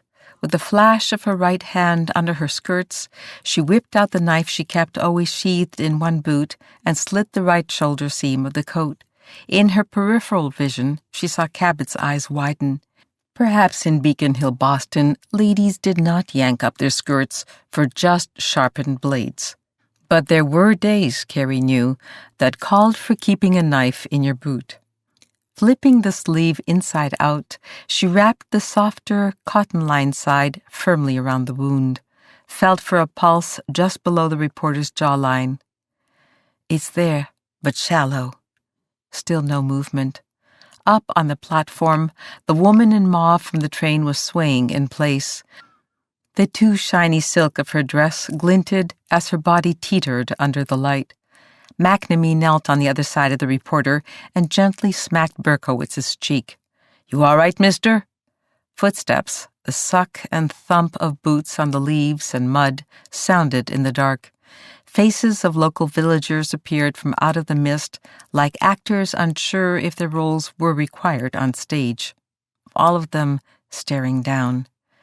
Madison Grant appeared from the shadows of the train station and came to stand beside Cabot. Carrie scanned the scene, what little she could make out from the gas lamp on the platform and in the light from the station master's lantern, spilling in dissipating pools to the edge of the trees. At the edge of the woods, nothing stirred in the ragged fringe of dark green. Beside the body was a scuffle of footprints. Carrie saw mostly the narrower, sharper prints of shoes, such as Cabot and Grant wore, with harder heels, sharper lines, and the defined left and right slopes of shoes made to fit opposite feet. But there, too, approaching the body, were the wider, uniform prints of shoes with no left and right. Homemade boots. Now the villagers were closing in, obliterating any hope of distinguishing prints that had been there before from those made by the encroaching crowd. Ling Yong approached, his knuckles white on his bicycle's handlebars. To his right stood Robert Bratchett, who dropped the reins of his horse. He removed his hat and held it over his heart. "That be about far enough," the station master said to the crowd. But his eyes rested on Bratchett. Stepping back, Bratchett scanned the crowd warily now, as if at any moment it might turn on him, start reaching for things, dogs or guns or ropes. His right hand went reflexively to his bad arm. The telegrapher, Farnsworth, was calling across the crowd. "You, Ling, make that contraption useful. Go find Dr. Randall." The station master added his voice. "And for God's sake, somebody see if Wolf's at home." Ling threw a leg over the bicycle seat and, with a small lantern swinging from its handlebars, rode back into the dark. The station master turned to Cabot, then Grant. "Don't got a doctor here in the village. Closest one's over to Asheville, about 3 miles away. Might be a good stretch of wait." As if, Carrie fumed silently, anyone owes an explanation to outsiders. Her head ticked backward toward Rima. "This wound, it's—" "Serious," Cabot put in. "We need a doctor, quickly." Rima leveled a look at him. "Ain't a mountain woman that's lived past her first bleeding that don't know a thing or two about healin' arts." Carrie cringed. Mortified at the shock on Cabot's face from the word bleeding, Grant cleared his throat. Rima, though, wasn't done. Carrie here, she beat back death for her mama, poor frail little thing, for years. Still kneeling, but his back straightening, Cabot took in the crowd and then Carrie herself. "Do you people here have a problem with thieves lurking around the train station?" Carrie settled a look on him. "We people," she said, "do not." McNamee was shaking Berkowitz's shoulder now. "Can't get him to come too. Anybody want to fetch some cold water?" Carrie focused on the reporter's face, its pallor, his lips. Now a tug on her sleeve. "Is the nice reporter man all right?" Tally's voice had gone tight with panic. Carrie reached for her sister, shivering in the cold. Lifting the remainder of her coat, Carrie draped it over Tully's blue homespun. "But Carrie, you—" "Shh! Don't fuss with me. You're cold and I'm not." Tully opened her mouth to argue. Carrie shook her head. "It's how everyone wears them in New York now, trust me, with only one sleeve." She drew a deep breath to hide a shiver. McNamee lifted the reporter's wrist. "She's right. Awfully shallow." Carrie bent again over the unmoving reporter, the kind face gone so still. The cold wet of the mud and the pine straw seeped through Carrie's skirt, all the way to her skin. Waiting there, listening, feeling, she could sense the crowd watching her. From up on the platform, the woman in mauve said, "Surely she doesn't have medical training." Carrie lifted her head just long enough for their eyes to meet. Carrie would not list for this woman the bodies she'd bent over in her short life, the passed-out ones, and the ones passing on. She and drunken stupors and death were none of them strangers. She kept all this to herself, but let it show in the set of her jaw. "Perhaps," the woman added more meekly, "with no doctor up in the hills, the natives here learn to cope. I wonder, couldn't this have been nothing but an unfortunate little accident? Perhaps the man slipped off the platform, maybe hit his head on a rock?" The crowd silent. No one answered the woman. Carrie saw John Cabot, watching as she felt again for the reporter's pulse. Her eyes moved to the north wall of the train station, where she'd pointed out to Cabot, meaning only to make a point about the softness of rich men like him who owned rather than worked on the rails, the line of tools that always hung there, always in the same order, when they weren't in use. Leaning against the wall, the station master held his lantern high, casting light around the body and back on the implements. "The rail dog," she said. The woman in mauve sniffed. "What breed is that? And what in heaven's name does any dog have to do with this?" Ignoring the woman, Carrie scanned the wall again. The rail dog is always there, but now it's gone. Turning to count one by one the tools on the outer wall, the station master grunted, "Well, I'll be damned." To Cabot and Grant, he added, "Rail dog's a big old iron tool shaped like a T with a grip on one end for lifting up rails for repair. Takes 2 strong men to do it. Damned if it ain't missing." Scanning the tatters of woods at the edge of the gaslight, Carrie kept her voice low. "Rima, that clump of bone set. Hun, you got to speak up. You're chirping faint as a one-legged cricket." Carrie gestured toward a 4-foot mound of wildflowers, the little white blooms in clusters that in the far edges of the station master's light took on a faint glow. "Look where the line's broken." Carrie walked to the edge of the woods, the station master following behind her with his lantern. Sure enough, in the middle of the mound were broken and bent stalks, as if something had been hurled through them. She pushed her way past, bent down, then straightened, with a rail dog in her hand. Murmurs rippled through the crowd. Madison Grant shook his head. "Intriguing, although who's to say this was used in the attack and not merely slung to the side last time the rails needed repairing?" "It was there," Carrie said. The engine's headlamp shone on the wall as we were rounding the bend to come into the station. It was on the wall, just before. Grant smiled at her, doubtfully, and she saw again that moment on the train when the reporter had gestured toward Grant and Cabot, then mouthed something to Marco Bergamini, words that looked like, "Watch out." Rima turned to the gentleman, her voice slow as sorghum in winter. "Hun, I wouldn't pit my rememberin's against Carrie's if I was you. Give you the all-overs hearing what that girl can recall." Carrie examined the bluing face of the reporter who trusted her, a stranger, with a hint of why he'd been sent here to the mountains.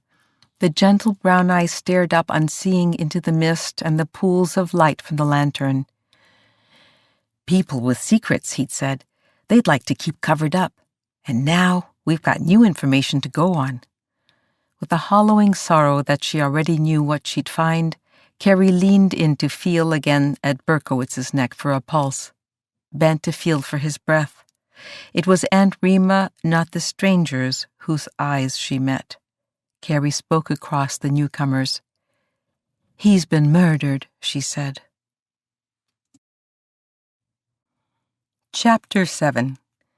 Even as she said the word murdered, she realized she'd not used the more tame or politely vague dead. The truth had simply slipped out before she could pad its sharp, cutting edges. After the crowd stood a moment, stunned to silence, murmurs simmered and rose. Now came the recollections, the roiling of whispers and mutters, the remade rememberings of who had been where when the attack had occurred. The woman in mauve suddenly wailed, "I knew this was a God-forsaken backwater. I told Melvin, and did he listen?" Rima rolled her eyes. "Lord, she's gone pale as death eating a cracker." Carrie said nothing, but John Cabot was still watching her face. John Cabot, who must have known the reporter somehow, who disappeared behind the building just before the attack, which could have given him time to slip to the far, unlit end of the station where they stood now. The same, Carrie realized, was true for Grant, who ducked into the fog a different direction. He was someone Berkowitz had felt he needed to mouth a warning about, unless that warning referred to Cabot. Arms crossed, partly from cold and partly from a sudden ferocious need to guard the reporter's body, as if she could save him now from more harm, Carrie remained there by his side. Quietly, Tully slipped off Carrie's one-armed coat and laid it over the reporter's chest. "We're so sorry," Tully said to him. "So sorry this happened here." Carrie, Rima, and the twins circled there together, unspeaking, as they waited. Careening suddenly into the crowd, Dr. Randall arrived with a clatter of metallic pedals and wheels. He tumbled from the bicycle. Ripping his trouser leg as he dismounted, Randall cursed, then bent over the reporter's body. "I didn't see," Tully whispered. "Nary a thing. Will they be mad at me, Carrie, for not being able to give out what happened?" Madison Grant lifted something round from the mud, shook it off. The reporter's yarmulke. "Ah, it would appear the man was a Jew." Carrie turned. "More to the point, Mr. Grant, the man, who was a newspaper reporter on assignment, was killed." "Yet another newspaper man," Grant smiled at her evenly, "who is a Jew, or was in this case. Extraordinary, wouldn't you say?" Extraordinary?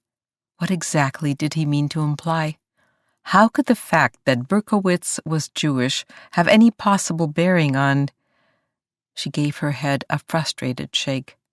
"My point," she said, turning back to the victim, "is that it seems a reporter, by profession, might well know things about people, secrets they'd like to keep hidden, that could motivate someone to kill him." Silence. Only the suck and squish of mud as several villagers nervously shifted their feet. John Cabot bent his head to say something to the doctor. Despite the cold mountain air, his face glowed with perspiration, and his hair, no longer covered by the top hat, flopped thick and damp on his forehead. Randall held a fluted wooden tube to Berkowitz's chest, his ear to the other end of the tube. With a flourish, the doctor held up his free hand for silence. Rima cleared her throat. Charlie, you can stuff a tube up your darn ear if it makes you feel better, but Carrie here's already pronounced the poor blighter dead. Randall employed a bass note to deliver the verdict. Murdered, Rima countered. Have to side with my niece on that. Unless you'd rather be calling a spade just a club without the ruffling to it. Reckon we can wait a piece until we get the law here to be saying what's what might be called an accident, and what might be called something else. No point in rushing to judgment. Unless folks need to get judged. Rima planted her feet, in which case putting some rush into it might just be a good thing. Ignoring this, Randall stood to face Carrie. You seem to have all the answers today, Miss McGregor. There was no admiration in the statement, and more than a hint of a warning. She'd overstepped and into his territory. But Carrie was in no mood to cede ground. A hit to his head, and the rail dog was missing, then turned up just over there. She pointed toward the woods. As for his having passed, my family, our neighbors, we've seen our share of death. She might have added that folks like her family, far back into the hollows, had no money to call for a doctor, and doctors, with their insistence on bleeding a patient who was already hanging to life by a thread, often seemed to snap the final fibers. She did add, and I've seen my share of head wounds. John Cabot turned like she'd just admitted to being part of a marauding band of outlaws. She met his eye. But Doc Randall probably knew enough about her father to guess what she meant. She owed this Cabot no explanation. Struggling to her feet, the sodden drag of her skirts pulling at her, she stood beside Randall. Even before the law arrives, I wonder if we shouldn't be thinking of who might have done this. Now hoofbeats approached at a gallop. The law is here, somebody called from the back of the crowd. The rider, hatless and thick as an old stump through the middle, reined in a gray gelding. Even before he'd begun to dismount, he was shooting questions into the crowd. More, Carrie suspected, to establish himself as in charge than because he knew what to ask. Various spectators from the crowd began talking at once, volleys of information that sent his head whipping one direction, then the other. Spotting Carrie, the sheriff nodded in recognition. Dr. Randall took him by the arm. All right, Wolf, let's get you caught up. Listening as Randall summarized, the sheriff knelt to confirm the death. Tilting his head toward Carrie, he added, With all due respect to your past noticings, Rima patted Wolf on the shoulder. You say that like you was referring to cow turds there, Donnie. I know after all these years you'd want to be more respectful of my niece's gift. Even still, I know she'll want to let the men folk handle this here thing.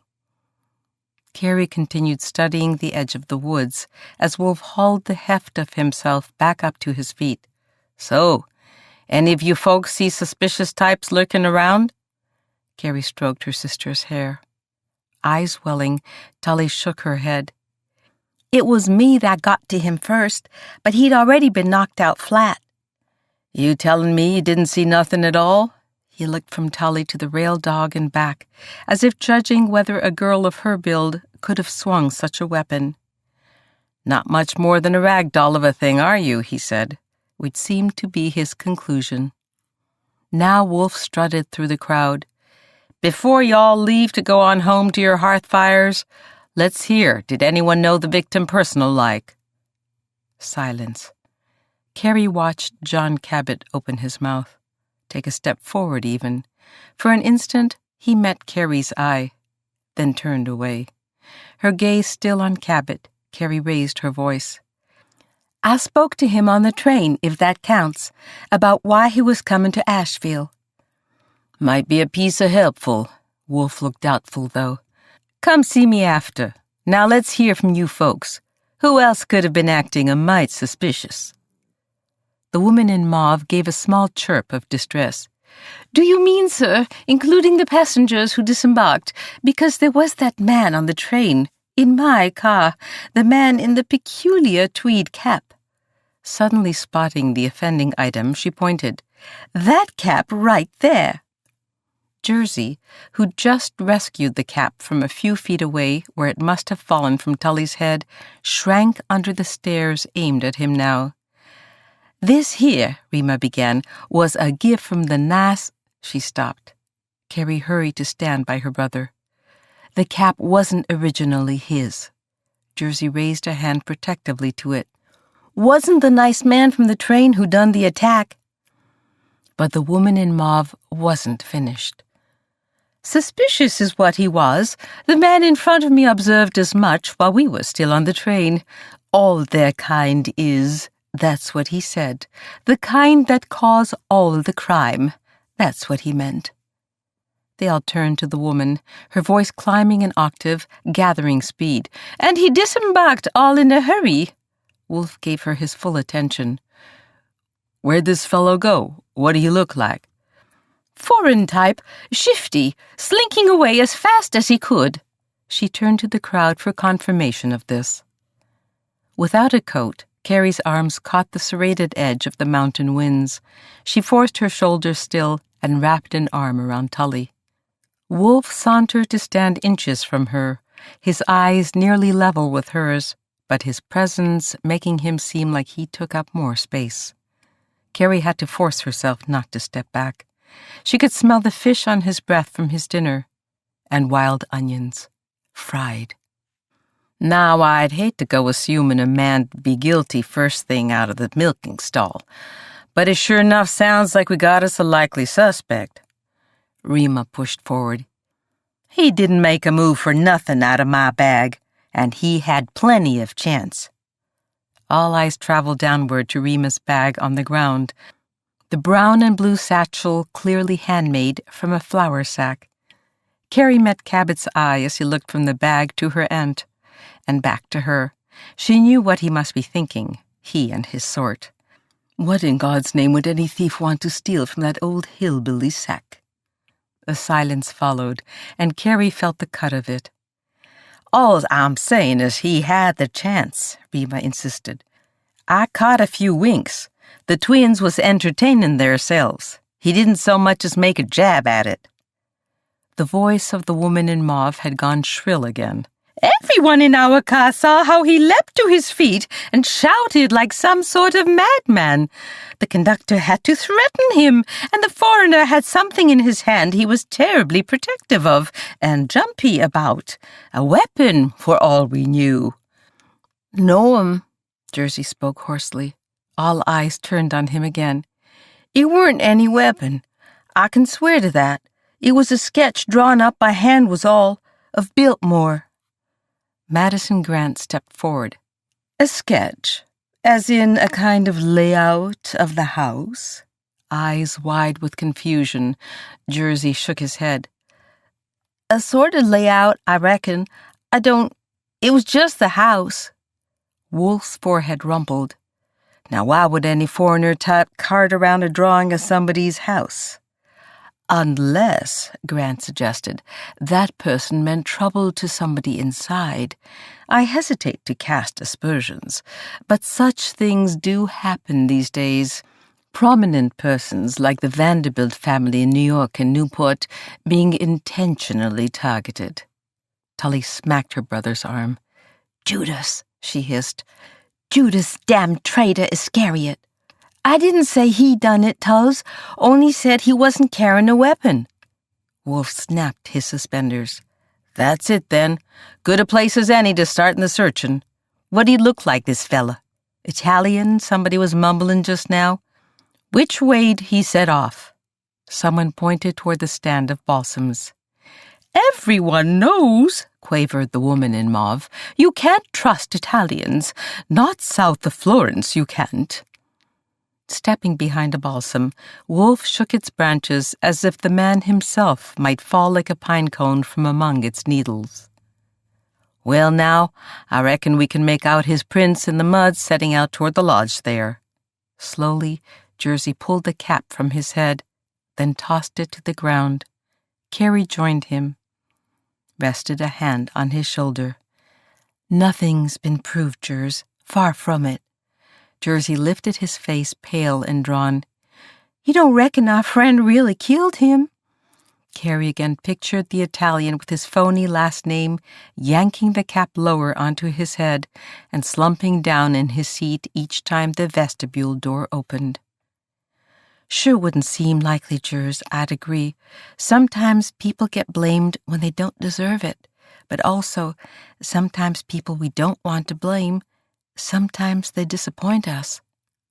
Cocking back his foot, Jersey kicked the cap, sending it and a glob of mud into the balsams. He turned to Carrie like he might bury his face in her neck, but then he seemed to remember his age and the manhood he was supposed to uphold. He slumped and looked as if he might cry. "I just want to go home." Carrie hugged her brother close. "I know," Tully sniffled. "The man on the train made himself out like he was nice." Carrie bent to kiss the top of her sister's head. The station master's lantern spilled yellow light toward the edge of the woods. Carrie's eyes followed the strand. Now she sprang toward the shifting light. From the mud, she lifted 2 small black wooden boxes, each with sodden black ribbons attached to its base. With one finger, she worked away the mud from one side of a box to reveal a gold symbol. "Phylacteries," with a Hebrew letter on the side. These must have been in his jacket pocket when he fell. Carrie held them up for her siblings to see. "I had a friend at Barnet whose father had boxes like these. Some people of the Jewish faith wear these on the arm and the forehead when they pray." "So," Wolf said, "the man who dropped these is Jewish, which," Madison Grant pointed out, "we already knew." Her eyes filling as she let her gaze shift back toward the reporter's unmoving form, Carrie turned to Wolf. "We owe it to him to find out who did this and why." "Why the hell do you think I come here in the middle of good catfish and corn? Only you got to let the men handle it. You hear me, Carrie?" Wolf's gaze swung over the crowd. "Somebody just said old Robert Bratchett might have been here right before the attack. Then all of a sudden," he snapped his fingers, "clean out of sight." There were others who disappeared from the crowd just before the attack happened. Carrie's eyes shot toward John Cabot and Madison Grant a few feet away. "Shouldn't you be talking with them as well?" From a few yards away, Cabot's gaze swung to meet hers, as if he had heard. "Men," she insisted to Wolf, "that perhaps no one would ever suspect." Chapter 8. With Nico clinging to his back, Sal struggled forward. He and Berkowitz weren't scheduled to meet until tomorrow, and meanwhile, Sal and Nico needed a place to sleep. More than that, they needed a future here in Asheville after he and the reporter cornered their man. It had been Berkowitz who'd found him working in the quarries of Pennsylvania, where he'd been since leaving New Orleans. Berkowitz, who'd shown up with questions based on another Italian who'd been arrested 4 years ago in New Orleans, and who, like Sal, had escaped. That one had passed through the quarries, one of the few places hiring Southern Italians, and worked alongside Sal for a time, then ended up in Manhattan. He'd evidently decided this fall that 4 years was long enough to not tell what he knew, or guessed, about the forces behind all those deaths in New Orleans. He'd gone to the Times, which had seen Berkowitz out on a fact-finding mission, including to the quarries to find, and then to recruit, Sal.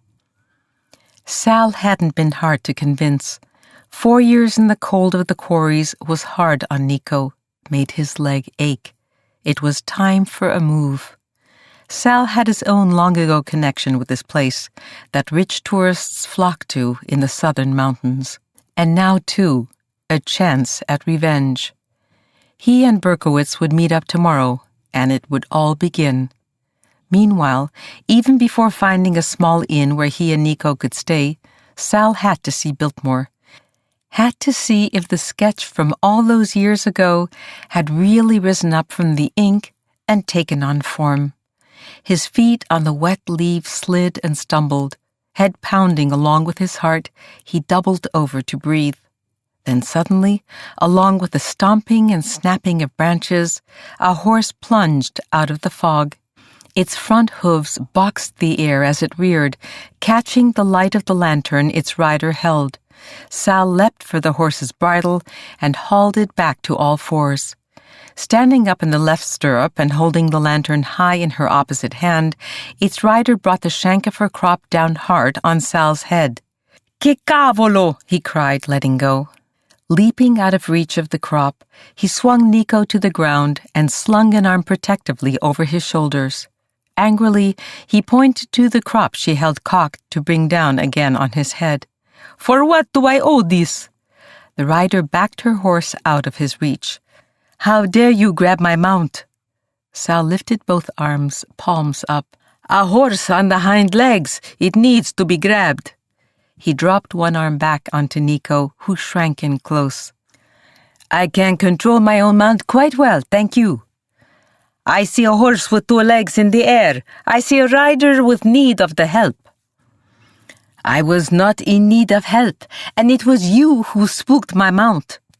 The rider kept the mare pawing several feet back, as if ready for any attempt on Sal's part to approach, as if saying she could run him and Nico over at an instant's notice.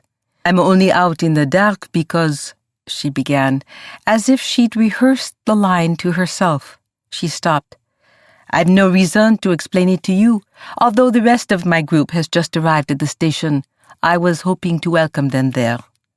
Sal didn't believe this for an instant. A fancy young woman like this out alone in the dark. But her motives for sneaking about in the fog were no interest of his. "You should not ride the horse so fast in this." He pointed to the mud. "The feet of the horse, they are not a goat. They have the good footing, but not the perfect. Not in wet such as this. You could have broken the leg." He was not referring, he hoped she realized, to her leg, but the mare's as the thing to be cared for. "You ought to be told," she retorted, "that you're on private land. We are the travelers." He pulled both Nico and the tube of paper in tighter. "Oh, and what brings you here, Mr.?" She lifted the lantern in front of her to better see his face. She studied him for a moment. It was odd that she asked, a rich lady like this, running into a strange man in the dark, and looking at him with a spark in her eye. Ladies, he'd found, especially the beautiful ones who liked danger, could mean trouble for him. He kept his answer guarded. "Bergamini." The lady's gaze dropped to Nico. "Your son?" "My brother." She raised an eyebrow, assessing him. "So then, what precisely are you doing here, Mr. Bergamini? I assume you work for Mr. Vanderbilt if you are on his land." It was a challenge, he knew, her saying he could not be here legitimately. "I am hired in the stables of Mr. George Vanderbilt." Nico's head jerked at the lie, but he said nothing. Sal patted the tube of paper as if the stables could somehow be found inside. "Well then, I am a guest of Mr. Vanderbilt's. I assume you were hired in his stables because you are so very adept at controlling horses that others are riding." "Stupido," Sal berated himself. "Così dannatamente stupido. So stupid to lie to someone who could so easily prove it wrong."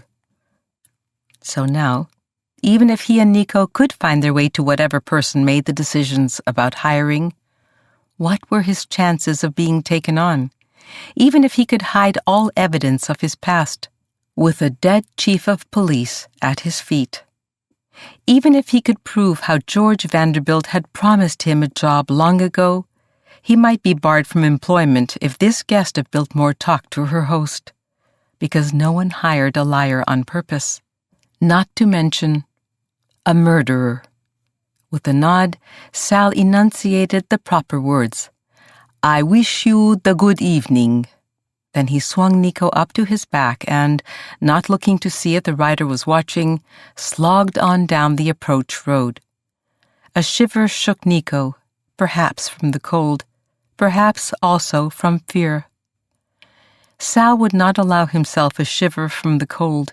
From his time in the Pennsylvania quarries, he'd learned you could never allow yourself to admit just how dangerously cold you'd become. "Gritta the teeth against it," an older Italian advised. "And do not complain in the words, senza parole. The cold, it'll hear you and come harder the more." As he squished through the mud, Sal's back ached from the oak bench of the train and from carrying Nico. By what little moonlight glowed behind the scrim of fog that remained, he could find his way through the murky dark. His feet on the wet leaves, each step was a soft, sodden slap.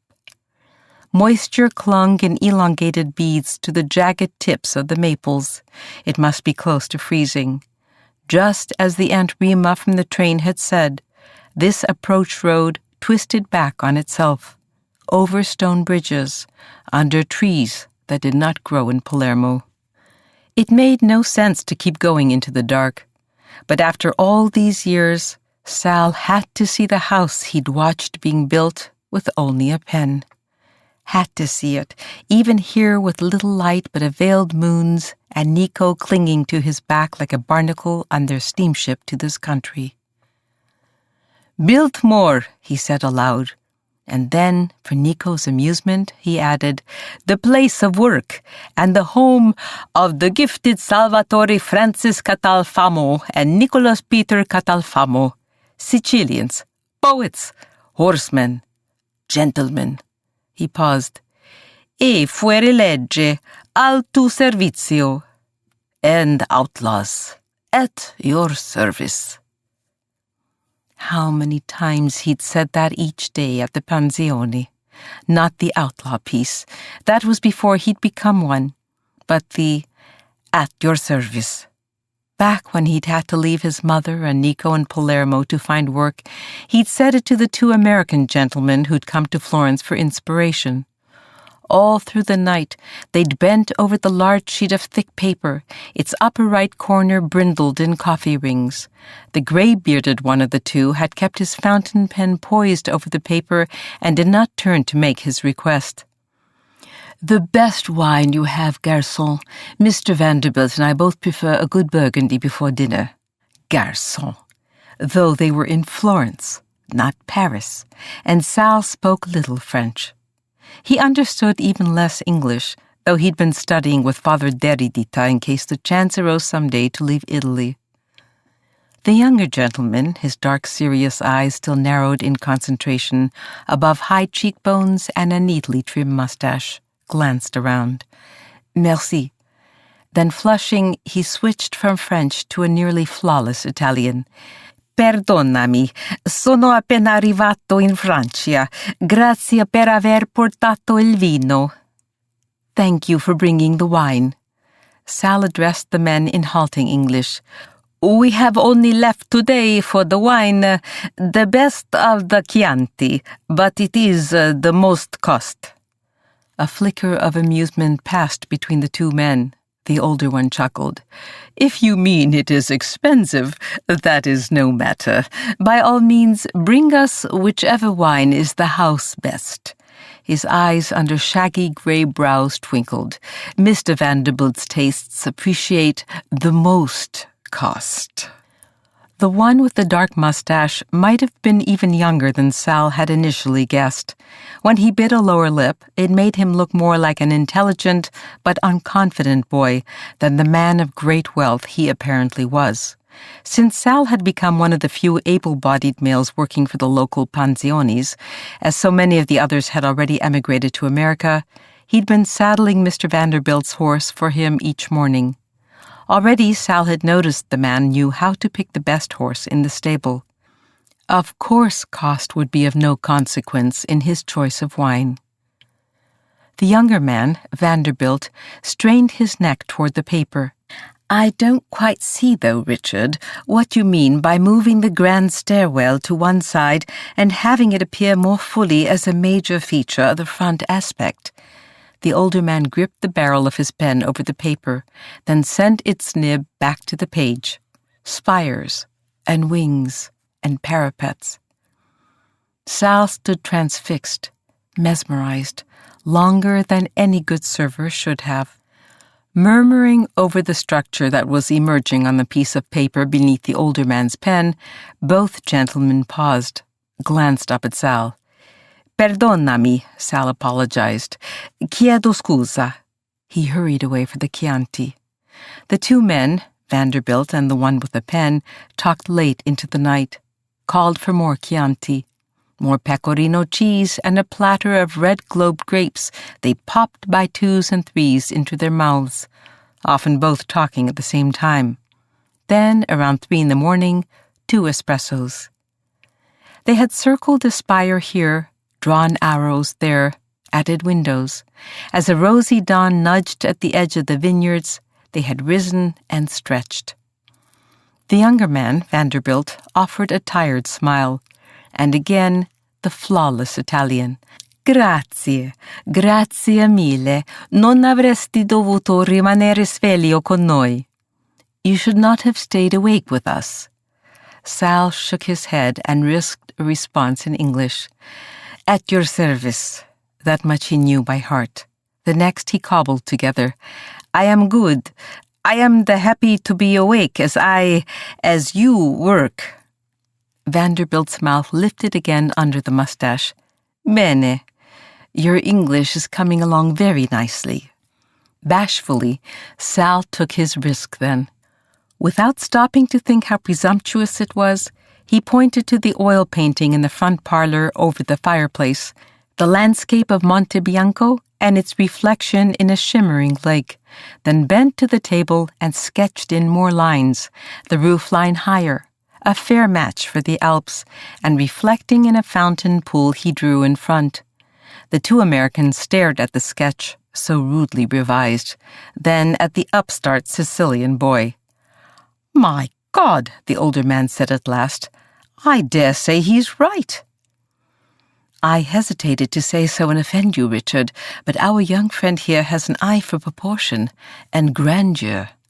The next morning in Florence, the man Richard, whose last name turned out to be Hunt, and the younger man Vanderbilt checked out, and Sal helped them load their luggage into a hansom cab on its way to the pier, where they would board their steamship for London. But just as the cab pulled away, Sal found in the Pensione's entryway the drawing the two Americans had labored on all night. Far down the road, he ran after them, calling, "Aspetta! Wait!" He'd run for nearly a mile before Vanderbilt, apparently hearing his cries, finally poked his head out the hansom cab window. Seeing Sal, he shouted to the driver up high and behind them to stop. "Good Lord," Hunt said once Sal staggered up to the cab. These two words, at least, Sal understood, thanks to Father Deridita. "He ran that entire way?" Vanderbilt asked his older companion, eyes tracing their path. "It would appear so. I feel a bit winded merely contemplating the thing." Catching only individual words, he and ran and thing, Sal tried to hand the two men the paper they'd left. "Is importante, yes?" Vanderbilt laughed, but not derisively, a gentle laugh and quiet. "The truth is, we have far better renderings than this, and be assured we have already mentally included your revisions. You may throw this away." He made a tossing away gesture with one hand, but then, perhaps struck, even troubled, by the look on Sal's face, he paused. "Or you may keep it." He pointed to Sal, then crossed his arms over his chest as if he were clutching something close. "Lo tieni tu. You keep it." "Grazie." Vanderbilt inclined his head here. "I am hiring a great many of your people to build my house in America. A great many stonecutters. He paused, as if to gauge Sal's understanding, then repeated himself in Italian. Sal made himself nod gratefully. He did not say in halting English or in Italian that his people were Sicilians, not these northern Italians who looked down on him and his kind. Nor did he offer that stone-cutting was the profession of northern Italians, especially those close to the Alps, whose fathers instructed their sons in the ancient art. His own people grew lemons and oranges, and also grew sons into strong men who were drafted into the army or taxed until death or emigration yanked them away. Yes, was what Sal said instead. I like it this. Grazie. Because someday, you never could tell, you might want to go to America. Vanderbilt had drawn a small paper rectangle from his inside coat pocket. Take my card. I realize the chances are remote, but I like a young man who would try and outrun a horse and cab in order to deliver a sketch that might have been lost. If ever you should come to America, you must come work for me. He'd smiled a shy, boyish smile. That is, if you would like. Once again, he'd repeated himself in Italian. That was some time ago now. Back before Sal had realized he could not go home to Palermo to live after Florence as he'd planned, that all of Sicily had become so hungry. The entire weary-soiled island had already eaten up anything short of the thoroughly putrid or soured or stinking, and now was starving slowly to death. That was back before Sal had realized his own future, and Nico's, once their mother died, would have to be scratched through and redrawn like the plans of the great house. It had been 6 years at least since he'd taken the card from George Washington Vanderbilt II, Esquire, who could hardly be expected to recall the Sicilian who'd served him in Florence, or the boy's mad dash after the hansom cab. Sal would have to make him remember then, because Salvatore Francis Catalfamo, with Nicholas Peter Barnacle to his back, would need some sort of future after tomorrow, after justice, and maybe also revenge. Sensing he must be approaching the end of the drive now, Sal slowed his pace. The road was giving way to a vast opening up ahead, as if to announce the view of the house itself. High up through the trees was a flicker of something, some dark outline of a steeply pitched roof with a blur of moon backlighting it. Sal stepped out of the tunnel of trees and into a vast promenade. At the far end of the expanse of a level lawn and circled by deep purple mountains gone nearly black now, was a structure utterly unlike anything he had ever seen. Sal's jaw dropped, and he took a full step backward. Biltmore's rooflines, just as Sal had sketched them, were pitched as steeply as the Alps, a reflecting pool in front. Mio Dio, he breathed into the silence. Magnifico.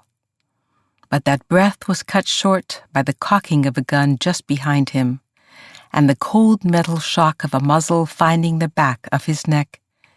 Nico whimpered in terror as they both froze.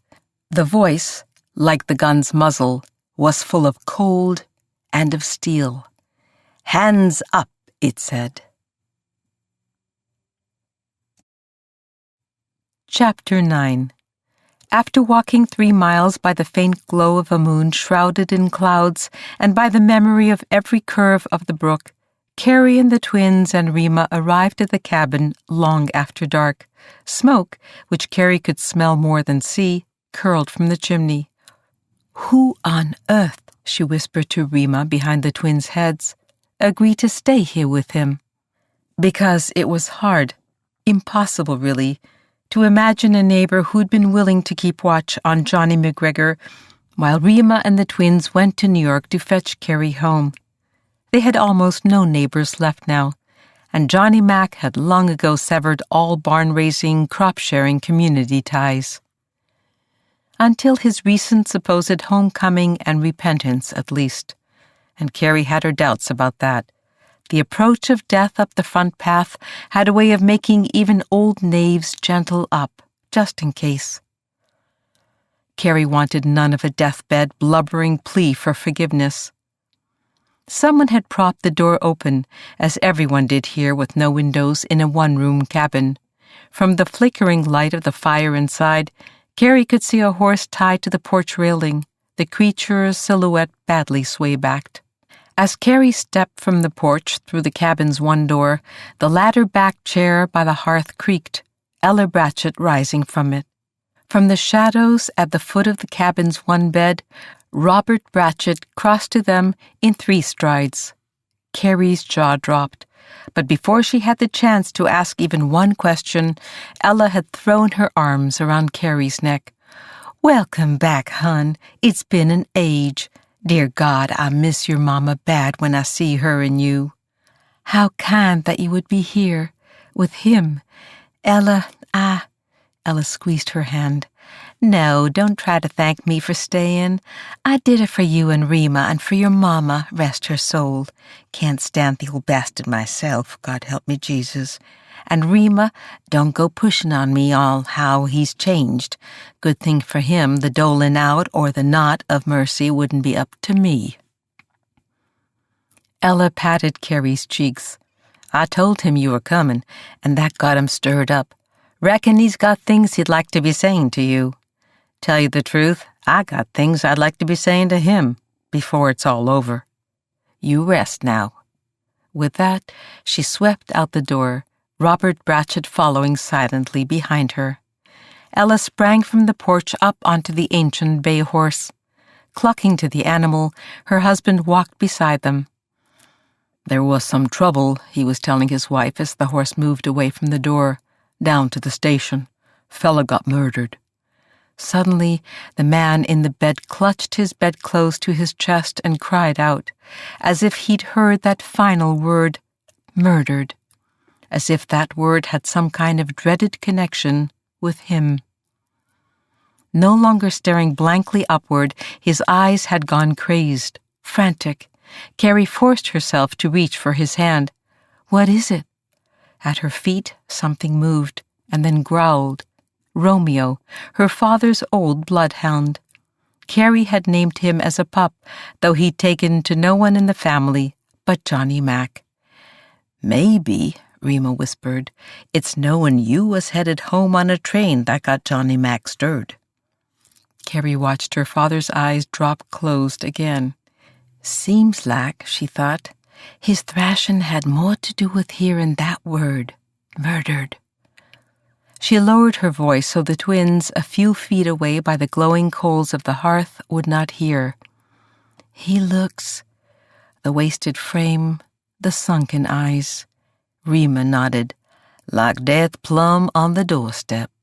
For anyone else, Carrie would have bent then and kissed the gaunt figure on the forehead, dropped her own tears onto his cheeks.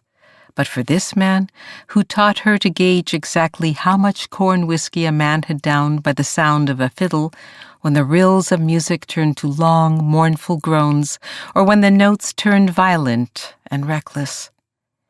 "Moves in and out of that fog, poor thing. Gets himself clean wrung out. Give him castor oil packs and ratsbane tea all the day long for where he says it hurts, the liver complaint. But we all know what it is. All the years of the drink and more drink and no one doing it now." Rima patted Carrie's arm. "He'll be real glad to know you're home, hun, once he comes back to hisself." Together, they made a pallet on the floor for Carrie so that Rima could share the straw tick, also on the floor, with the twins. Carrie bent to kiss her aunt good night. "And thank you, 1,000 thank yous." Rima patted her hand. "See you soon, sugar." She did not say what they both knew, that Rima would be up and gone in the morning before first light.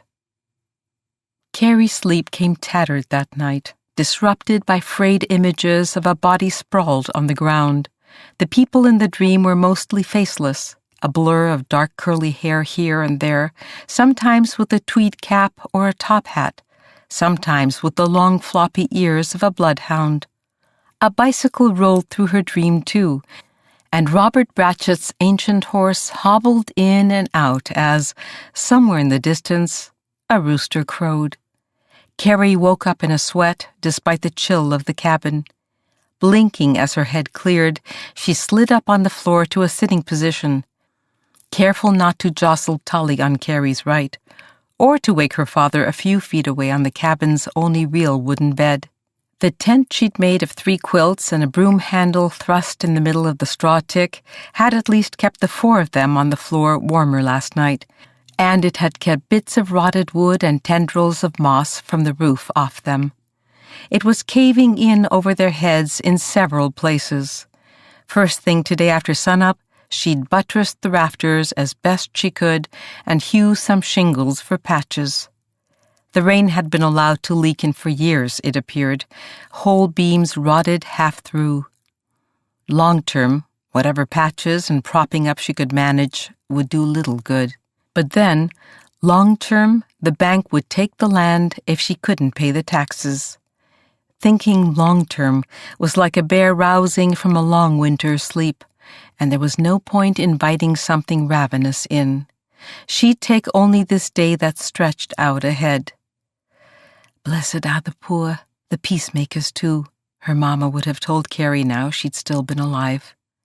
But her mama had died long before Carrie left for New York, before Carrie's father despaired of making ends meet on the farm and left for the cotton mill, back before every outbuilding and fence and the cabin itself had sunk well past a crying need for repair, before he'd come back beaten and sick, and also changed for the better, Rima claimed.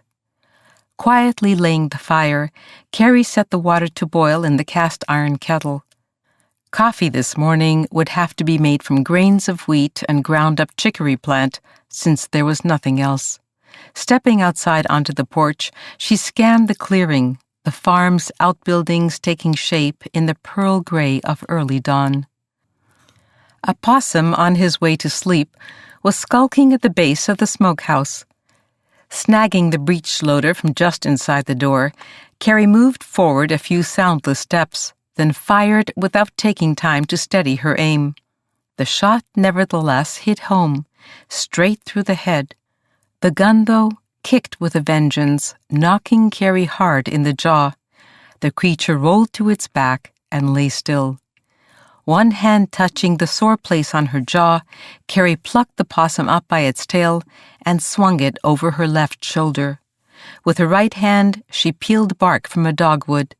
Seeping that in boiling water would ease the pounding in her head, from the breech loader's kick and from the weight of what life was asking of her now.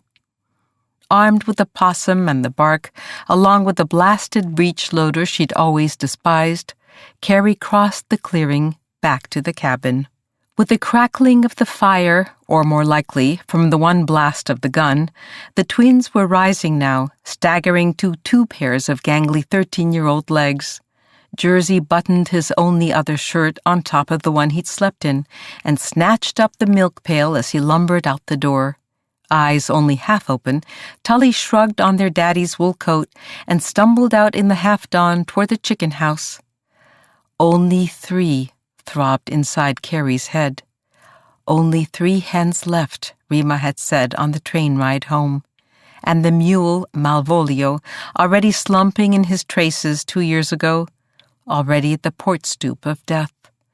And the cow Ophelia, Rima had warned her, was now no more than a moving skeleton, her dirty brown hide stretched tight across jutting hip bones, though Rima had tried to make it sound more cheerful than that. A mite too much lean had been among Rima's carefully worded phrases, but Carrie knew what this meant. A half-hour later, Jersey stumbled into the cabin with a pail of fresh milk from Ophelia and with buttermilk chilled from the spring house.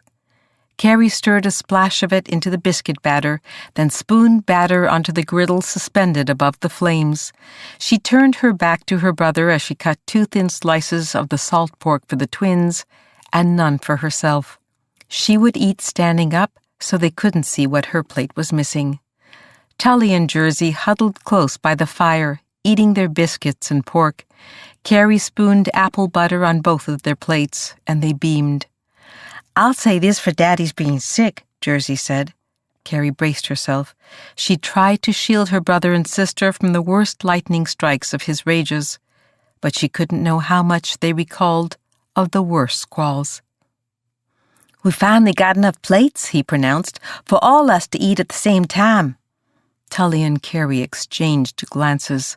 Their brother was right, technically. Down to 3 people, and only ever 3 plates. It was typical of Jersey, being able to ignore the wild boars of sickness and death and fear of the future there in the room and focus only on the thin gladness of enough plates. Now there, thought Carrie, is a gift. As the twins ate, she rose to attend to their father, whose eyes had fluttered open. Never once meeting his gaze, she changed his soiled bedclothes, propped him up to feed him what pieces of biscuits and apple butter he would eat, held a tin cup of sweet milk to his mouth for him to swallow. "Carrie," he rasped. "Anything you need?" She kept her tone matter-of-fact. "I want," he managed.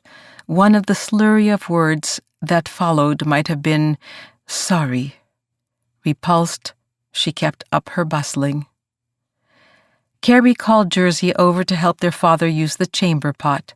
Their mama had molded it from Carolina red clay, then painted it with dyes from wildflowers, bloodroot and coreopsis and sunflower, and fired it in a small kiln she'd constructed behind the barn. How symbolic of what happened to Mama, Carrie thought with a rush of bitterness that left her queasy. By the time they finished lifting his hips onto the chamber pot, Johnny Mac was too exhausted to do anything but sink back and close his eyes. Just as well, Carrie thought. I'd rather not see your eyes. All that sorry, so sorry behind them. Too late. At last, she perched near the old fiddle to eat a biscuit herself. Who, Tully demanded suddenly, really did the bad thing down to the station? She pressed her lips together as if the word murder was forcing itself to her tongue. Jersey mopped his biscuit through apple butter. "Likely still cavilling over whether it was our Mr. Bergamini to blame, but it wasn't." Tully was studying Carrie. "How come your face done gone all pinched up like a dry turnip just now?" "Face went," Carrie corrected. "You're bound to have noticed more'n other folks missed. Who swung the rail dog, you reckon, and why?" "Could be someone they aren't even thinking about yet." Tully frowned. "Some folks in the crowd, they vowed and declared Mr. Bratchett was likely to blame. Said colored men are like to get angry too easy, and Tully McGregor. The Bratchetts have been our neighbors from way back.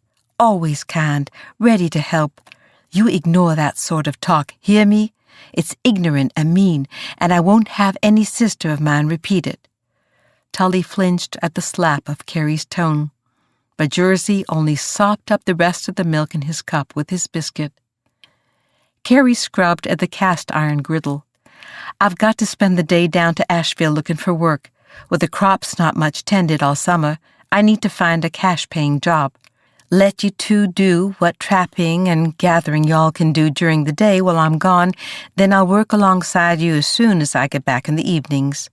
Jersey jumped to his feet. "The chestnut grows ankle-deep with what's already felled."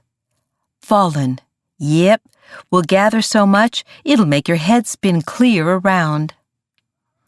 Carrie and the twins spent the morning storing the last of the corn and turnips in the root cellar and bracing the roof with boards they broke out from the walls of the smokehouse. Carrie tried to make a joke of it.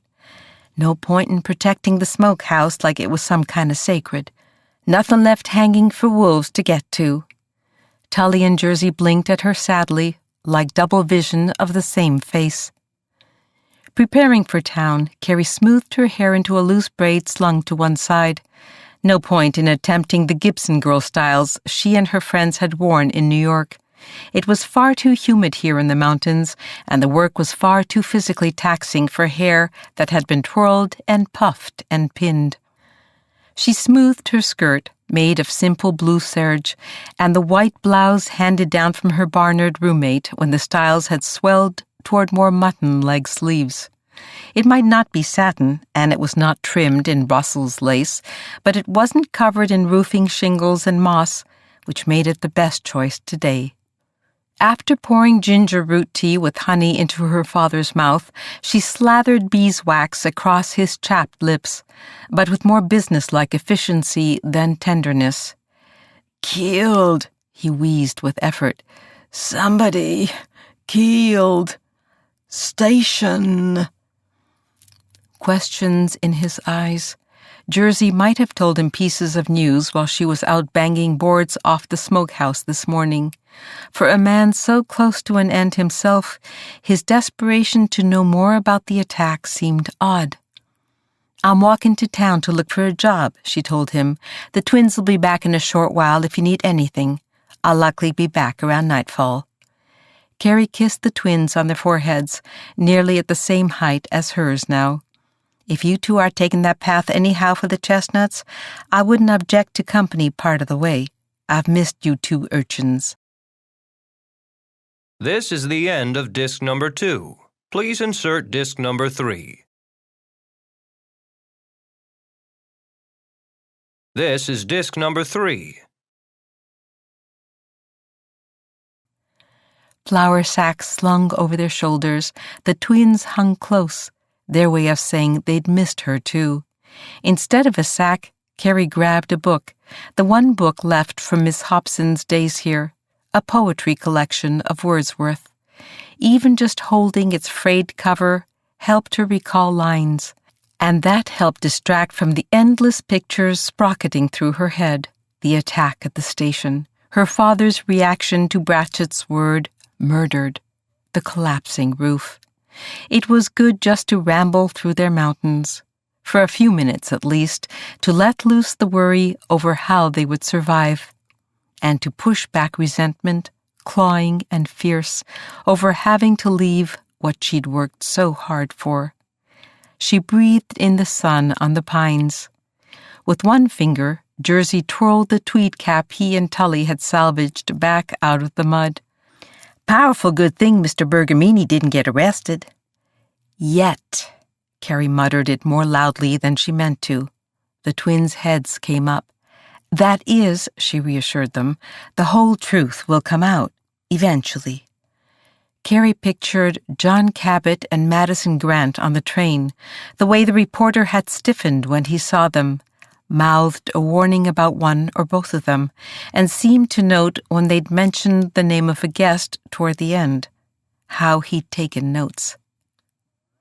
But there'd been no notepad on Berkowitz when he'd been killed. She shook her head. She wouldn't upset the twins with a jumble of her own suspicions.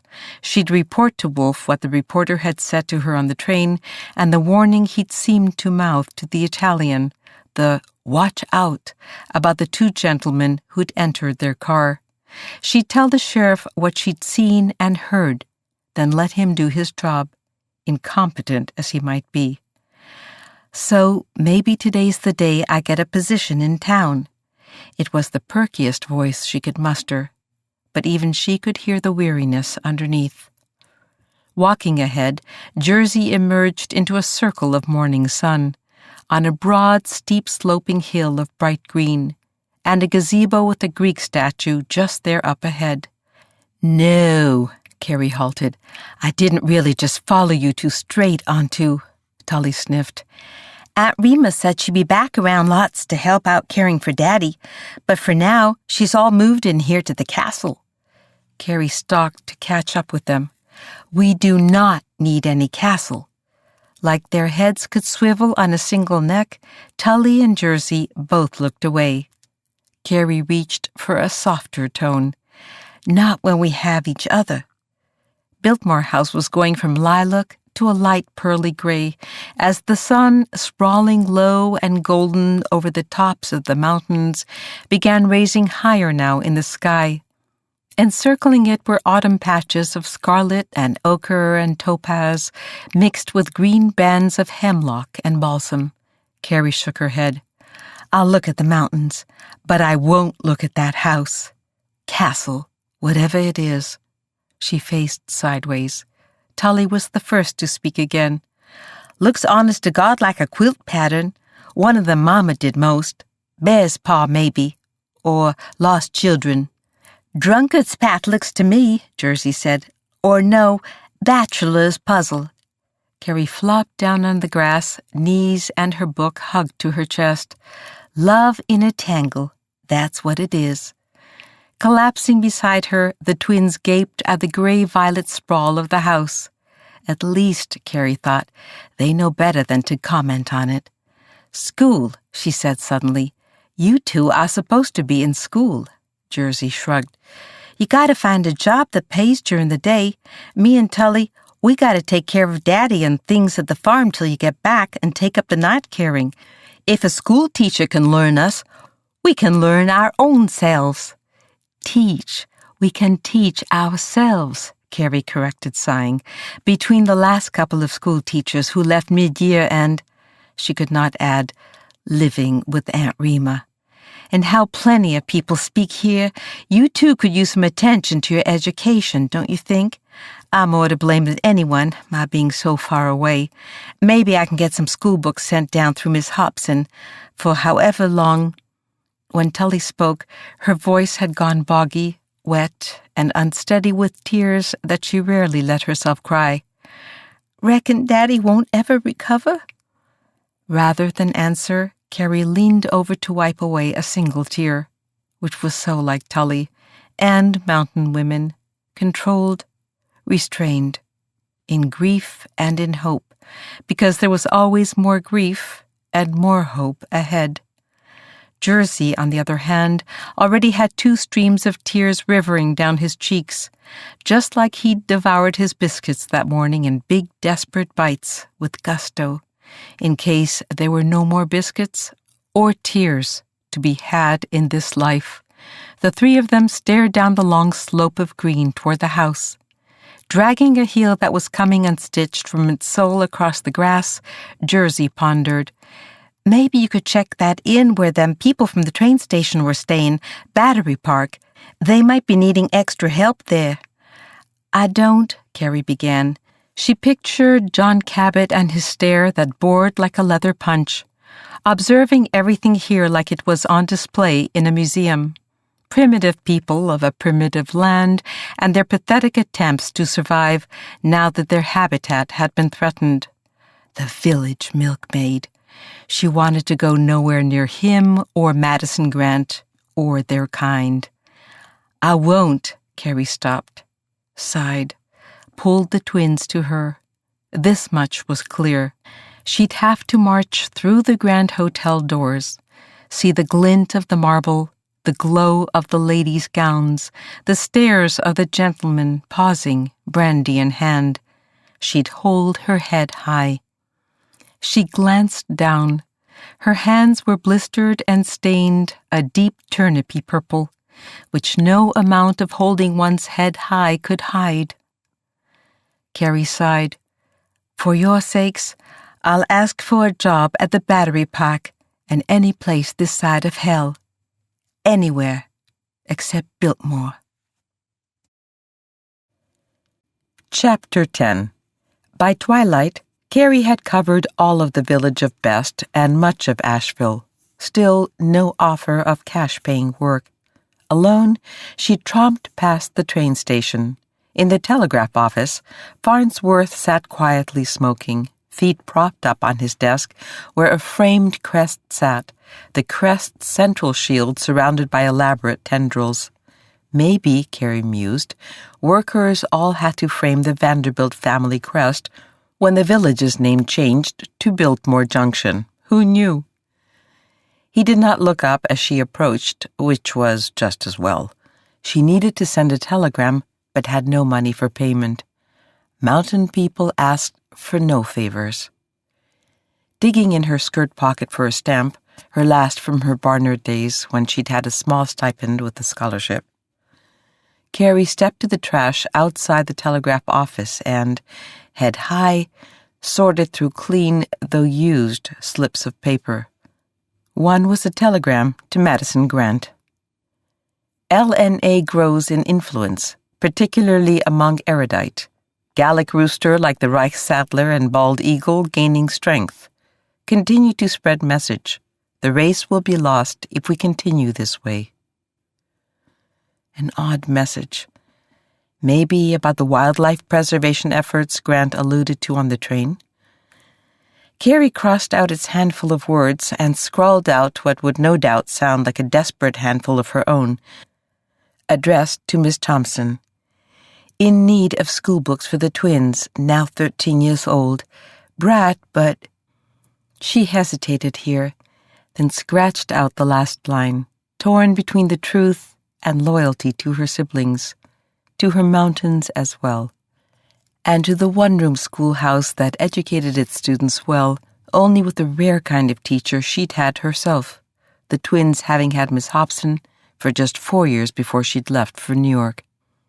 After Miss Hobson, there had been a span of almost interchangeable teachers whose reformers' instincts and good hearts had not even remotely prepared them for so many students at so many levels with so much need.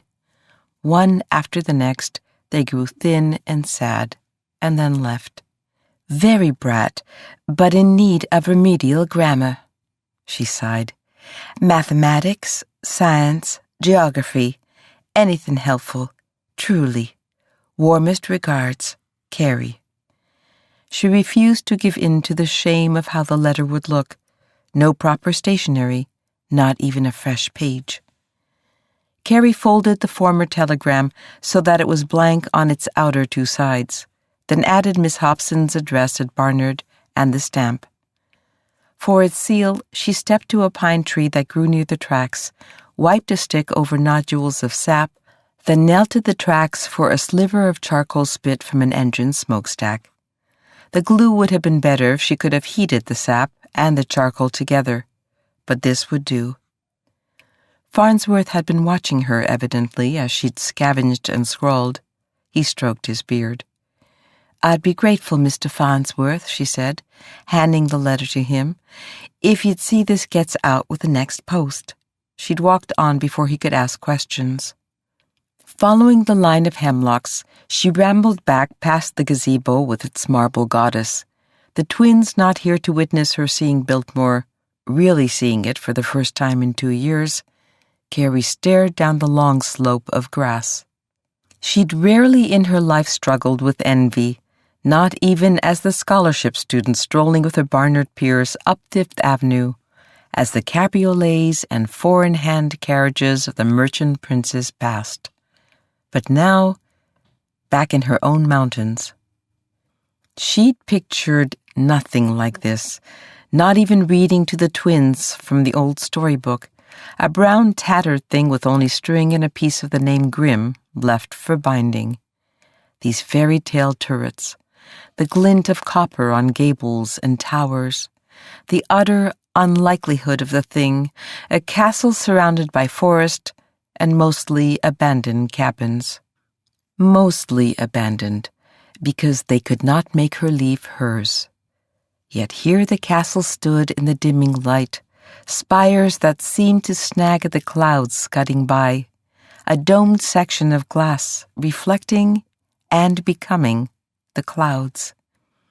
As if the laws of gravity or those that dictated where sky ended and castle began did not apply here. Stopping at the stone railing, she was aware of the footsteps behind her. She knew the hurried snap of the twigs, the quick squinch of damp earth, the thunk at every other stride. And she knew Dirk Tate would not call out for her. Mountain men were laconic. They answered the good and the bad with the same stoical silence. It was his running that spoke now, something throbbing in him. She tensed, with the old gladness, the old draw toward the sheer physical force of him, the old friendship, too, but also with dread pricking its way up her spine. Climbing on top of the stone balustrade, she looked below, a double ramp zigzagging its way down the hill on both sides, with a brick terrace and fountains a good 15 feet beneath where she stood, balanced just barely.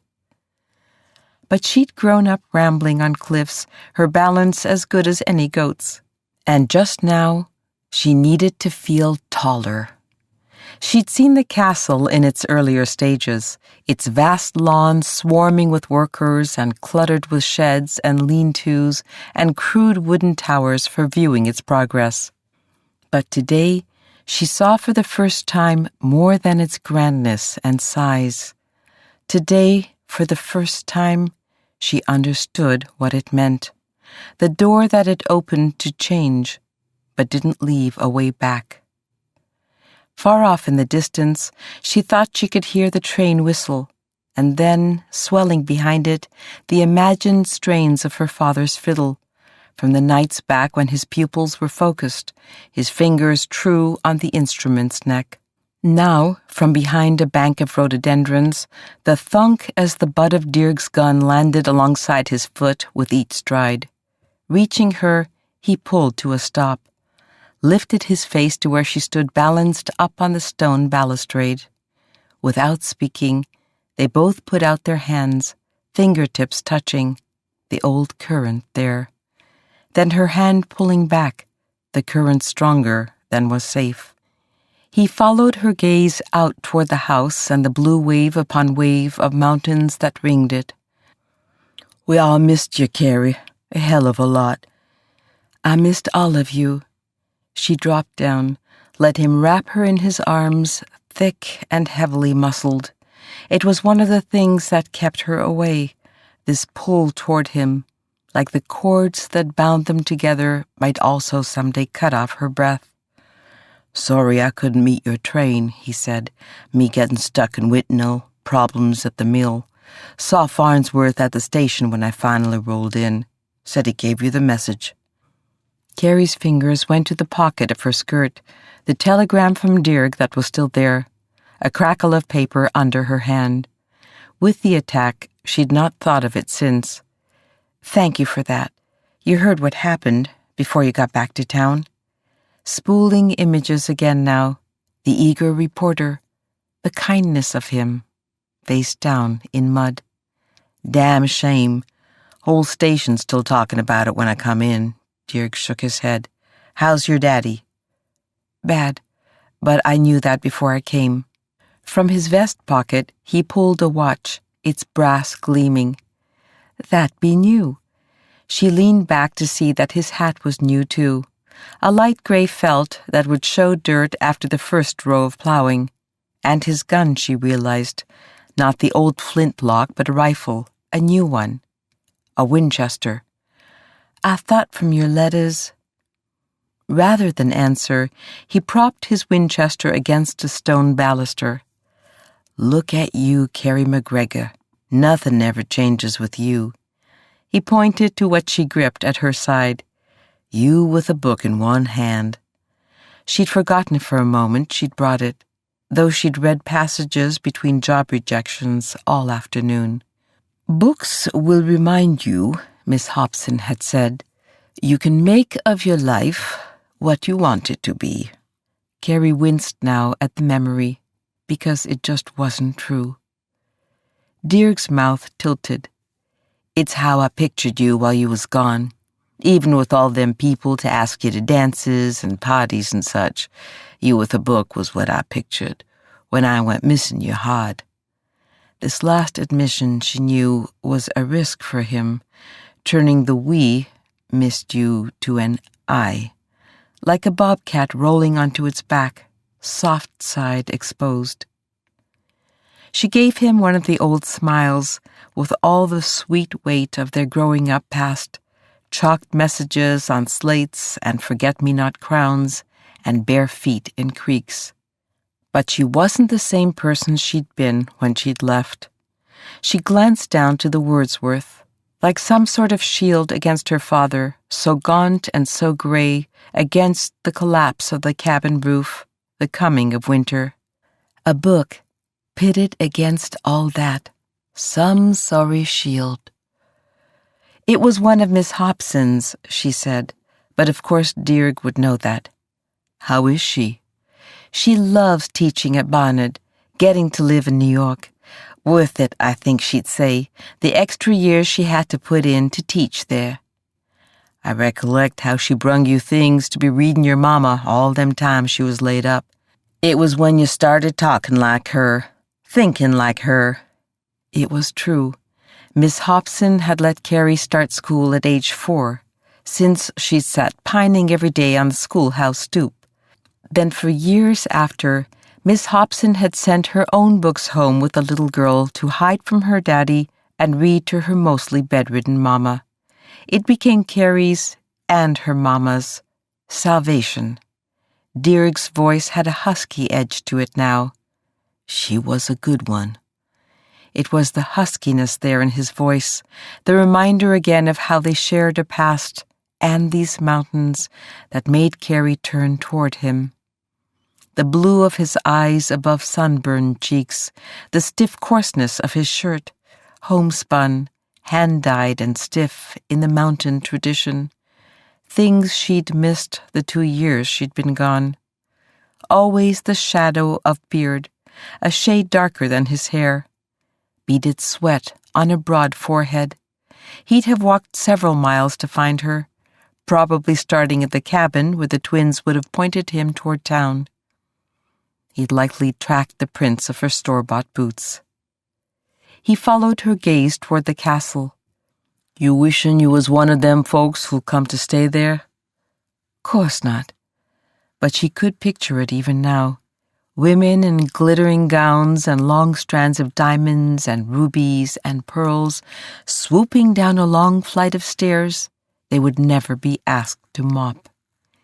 Women who'd not boiled turnips all morning, whose skirt hems were trimmed in lace, not bits of hay and manure.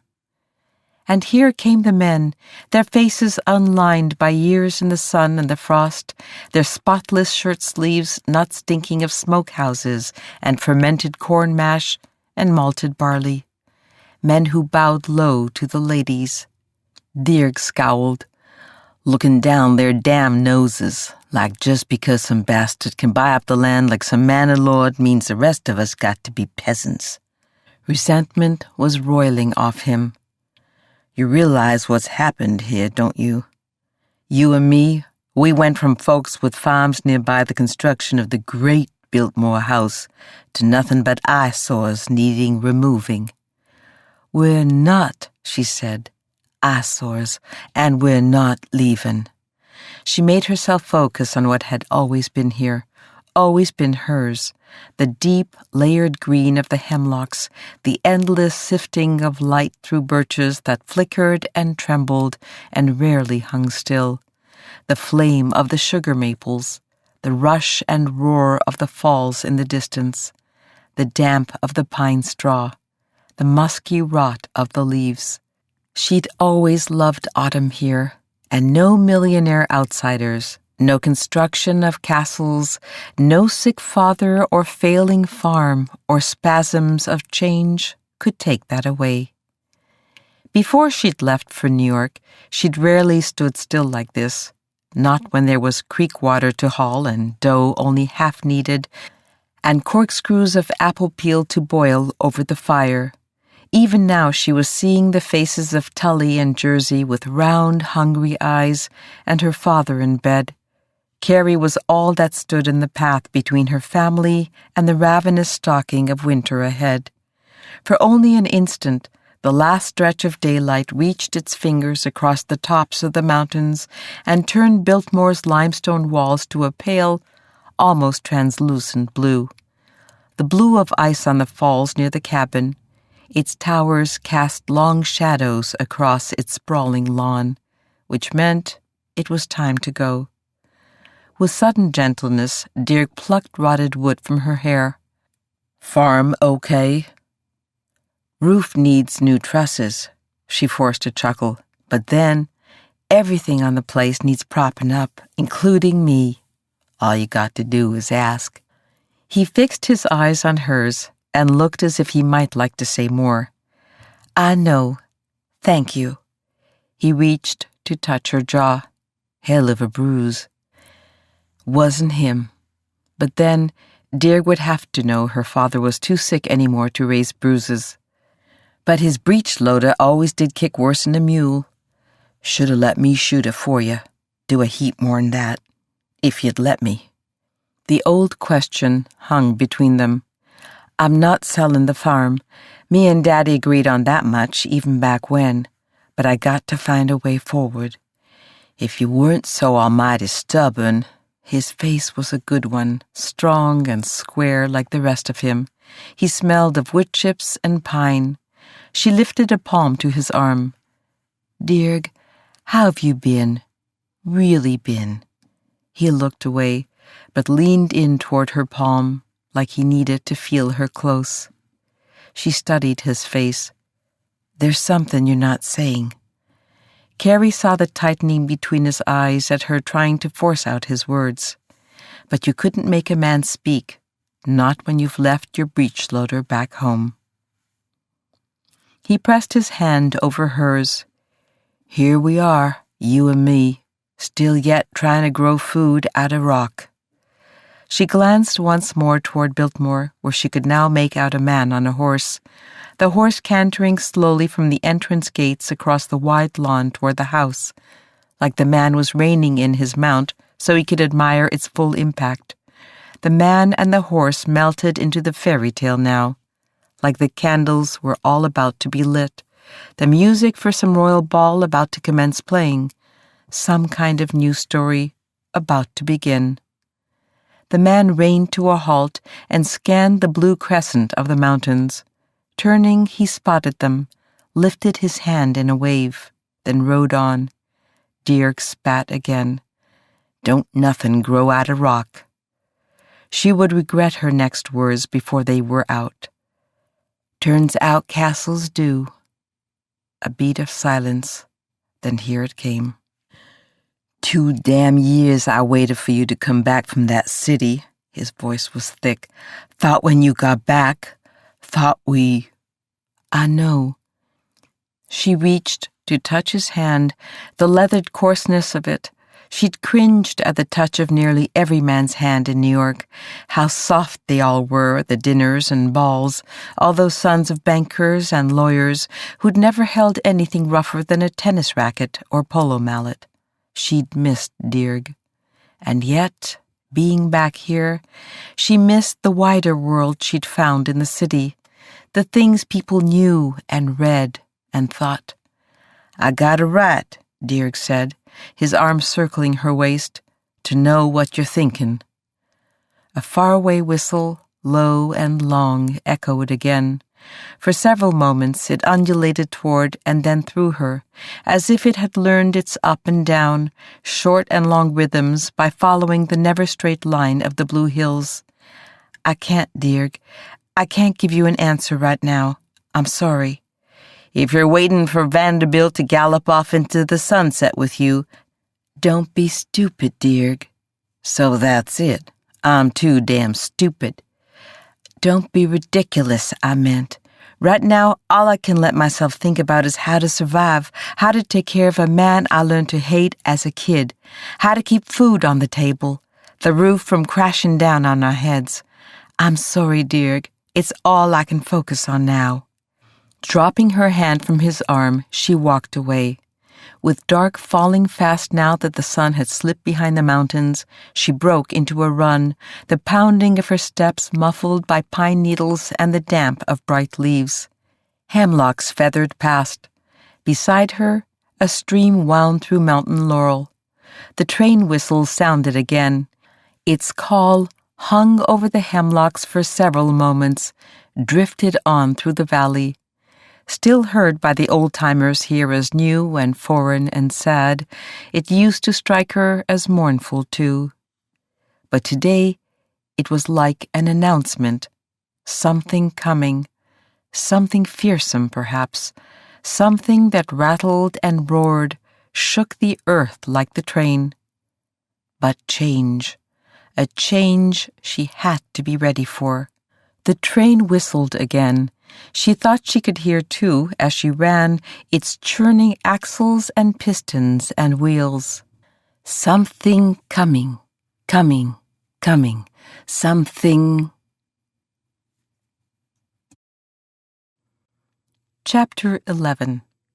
So today, Lily mused, we finally see. Morning sun blazed through a Battery Park Inn window, white petals of light scattering on the marble floor. Emily shuddered. I'm thrilled for George to show us Biltmore, but I have to say I'm still shaken by the thought of what happened at the train station. That poor reporter's death went unsaid. Lily wished she could shudder like Emily, or weep, also as Emily had done, for poor Aaron Berkowitz. Instead, she felt paralyzed, numb, and rather frightened, which wasn't an emotion she often allowed. She'd made arrangements, certainly. She'd taken a tremendous risk in trying to save the family name. She'd specified just how the thing should be approached. But this? Emily straightened after hooking up the longer left side of her riding habit skirt to allow for walking.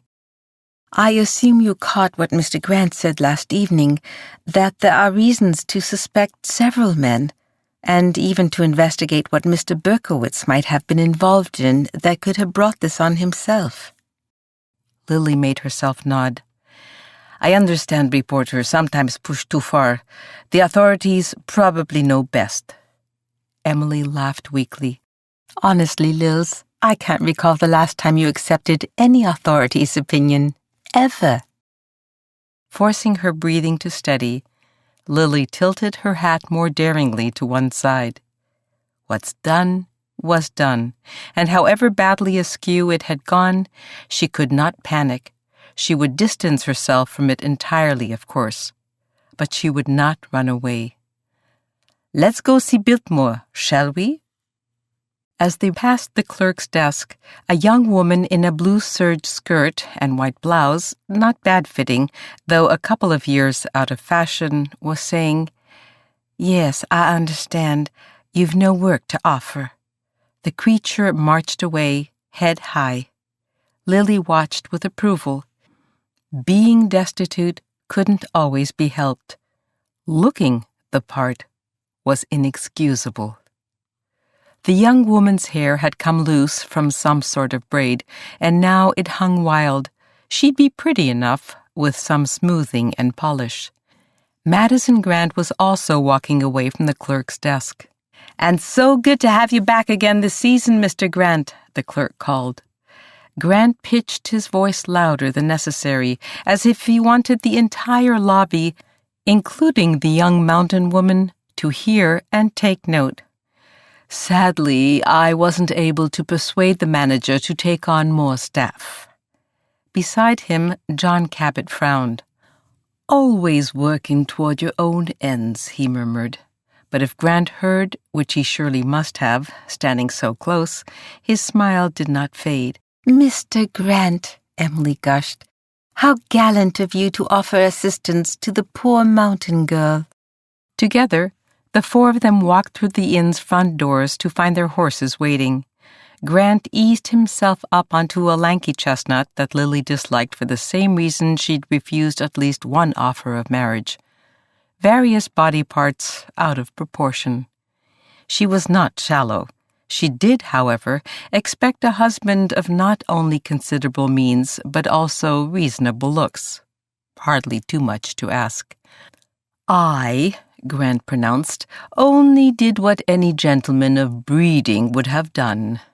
That one emphasized word he seemed to toss John Cabot's way like a challenge. We're meeting George at the gatehouse, was Cabot's only comment, his tone more terse, Lily thought, by the moment. She nodded to the groom approaching her with an animal far superior to Grant's. That, at least, was a relief. Lily could not abide mediocrity in horses or men. Placing her foot in the groom's cupped hands and vaulting herself upward in one swift, graceful movement, she studied the two gentlemen from behind. Madison Grant with his breeding and perfect, cloying manners. He was beginning to get on her nerves. By contrast, there was John Quincy Cabot. She'd taken note of the pedigree right there in the name, with that unruly hair forever flopping into one eye and the newspaper always under one arm. Whenever the conversation lagged, he stole glances at it rather than engaging with others. Apparently, he came from some blue-blooded Beacon Hill Bostonian stock, though he paled when she asked about his family. She thought him quite handsome at first, until he seemed oddly indifferent to her. His looks had then dulled. He glanced to the side of the road now as they passed the young woman in the blue skirt. Lily cocked her head. "Feeling pity for the damsel in distress, Mr. Cabot?" Startled, he turned to her. Pardon? The young woman who was just turned away from employment. The interest, I believe Mr. Grant said you had, in the plight of the mountain people in their poverty, oui?" Those hard, unreadable eyes met hers, and she saw anger there she'd not expected. George Vanderbilt himself was just up ahead, arm raised in greeting. Relieved, Lily was just raising her own in return when a figure stepped from the shadows, her horse spooked, wheeling. "I got to speak with you," came a low voice, "about the station." Lily spun her horse back to face him, then quickly away. "Do not approach me in public again, or ever, at all. Do not stop me again." She kicked the mare into springing ahead. One hand uncharacteristically shaking, she joined the others and did not look back. Streams gurgled beside the road and beneath the stone bridges. Overhead, the gray skies of yesterday had subsided into a brilliant sapphire, was fair to say. Lily was rather histrionic, but she'd never seen sky quite that color. At the gates, just before what appeared to be a vast span of lawn ahead, George Vanderbilt reined in his horse. Mr. Olmsted's hope in designing so long and winding a drive was to produce a kind of mounting anticipation, leading to— he motioned the group forward to where they could now see the full house. This. Stunned silence. Then, "Je ne peux pas y croire," Lily breathed. "I can't believe it." Here in this flea-bitten backwater of the Appalachian Mountains, a palace. It wasn't that she hadn't seen splendor before. She'd toured estates in France's Rhone Valley and England's Derbyshire back when money flowed boundless into their family coffers, back when her short-statured, hard-headed father had ruled the wharf district with, some said, an iron fist, the Napoleon of New Orleans. But this was something altogether different. At the far end of a green expanse rose 4 stories of palace. Deep blue mountains rose around it like so many hulking watchmen. All 4 guests of George Vanderbilt sat their horses in a stunned silence. "Mon Dieu," Lily murmured at last. Emily nearly stood in her saddle. "It's 3 times the size of the White House. George isn't one to brag about it, but I feel perfectly free to do so as his niece. The estate has grown to more than 100,000 acres. Is that right, George? 65 fireplaces." "My architect," Vanderbilt broke in gently, deflecting, "has done all I asked and far more." He paused there, frowning. Did far more. It is the genius of our late Mr. Hunt and the landscaping vision of Mr. Olmsted that have made Biltmore. Lily maneuvered her horse alongside his. "My condolences, Mr. Vanderbilt, on the passing this summer of your chief architect. I read about it in the papers. Richard Hunt was like a father to me and a mentor. No finer American architect ever lived. And this was his favorite of all his creations, I believe." Madison Grant trotted abreast of them. "Simply splendid. Another example of what Western civilization has achieved through centuries of refinement." John Cabot's gaze shot toward Grant. Their eyes engaged for an instant. A sort of cocking of pistols, Lily thought. But over what exactly? Emily beamed. "George, It's even more spectacular than when I last saw it." They rode forward slowly, the 4 guests awed into silence, and even their host looking newly startled. Every few steps of her horse, Lily tried to speak, but none of her usual flattering words seemed to fit. Emily broke the silence as they reined in and began to dismount at the front entrance, a massive stone lion on either side of the steps. "Oh, George," her eyes filled with tears, "your mother will love it." 250 rooms, I read in the New York papers, Grant marveled, easing down from his horse. 43 bathrooms, and what a display of innate talent and taste. "I do apologize that I can't invite you to stay here at the house for your visit this time. The interior of the house, as you'll see, is far from finished, with carpentry crews everywhere. I only hope Battery Park is sufficient." A man in full livery suddenly bolted from the house. "Right, and I'll be taking your horses back to the stables today, Mr. Vanderbilt, sir." "Moncrief," Vanderbilt turned to the others. "This is one of Biltmore's fearless footmen, recently of Glasgow. Moncrief is temporarily filling the place of the butler I've engaged, Mr. Walter Harvey, until he arrives from London." "It's in the bloody meantime, sir, that we've got a problem. The stable's short on the hands that it is." Darting forward so fast he spooked the horses. Moncrief lurched for the reins. At the entrance, a matron in a black dress with chains of silver keys at her belt stood with arms crossed. Her skin against the black of the dress was the color of clotted cream. "It won't do, I'm afraid," she observed, "being so short of proper staff that we've left the butlering and the keeping of the stables to them that can't tie their own laces." Vanderbilt mounted the steps to greet her. "A challenge, I realize, as we finish construction, but I promise you a full staff by the time Biltmore House actually opens." He turned to the others. "This is Mrs. Smythe, Biltmore's interim housekeeper, until the new housekeeper we've contracted, Mrs. Emily King, can arrange passage after settling some family obligations. Mrs. Smythe comes to us from Liverpool, England. A Scouser by birth," she admitted, her speech slowing as if she were ironing out vestiges of the north of England from her accent, "but more recently of London." Vanderbilt shook her hand, pumping cheerfully with his whole arm.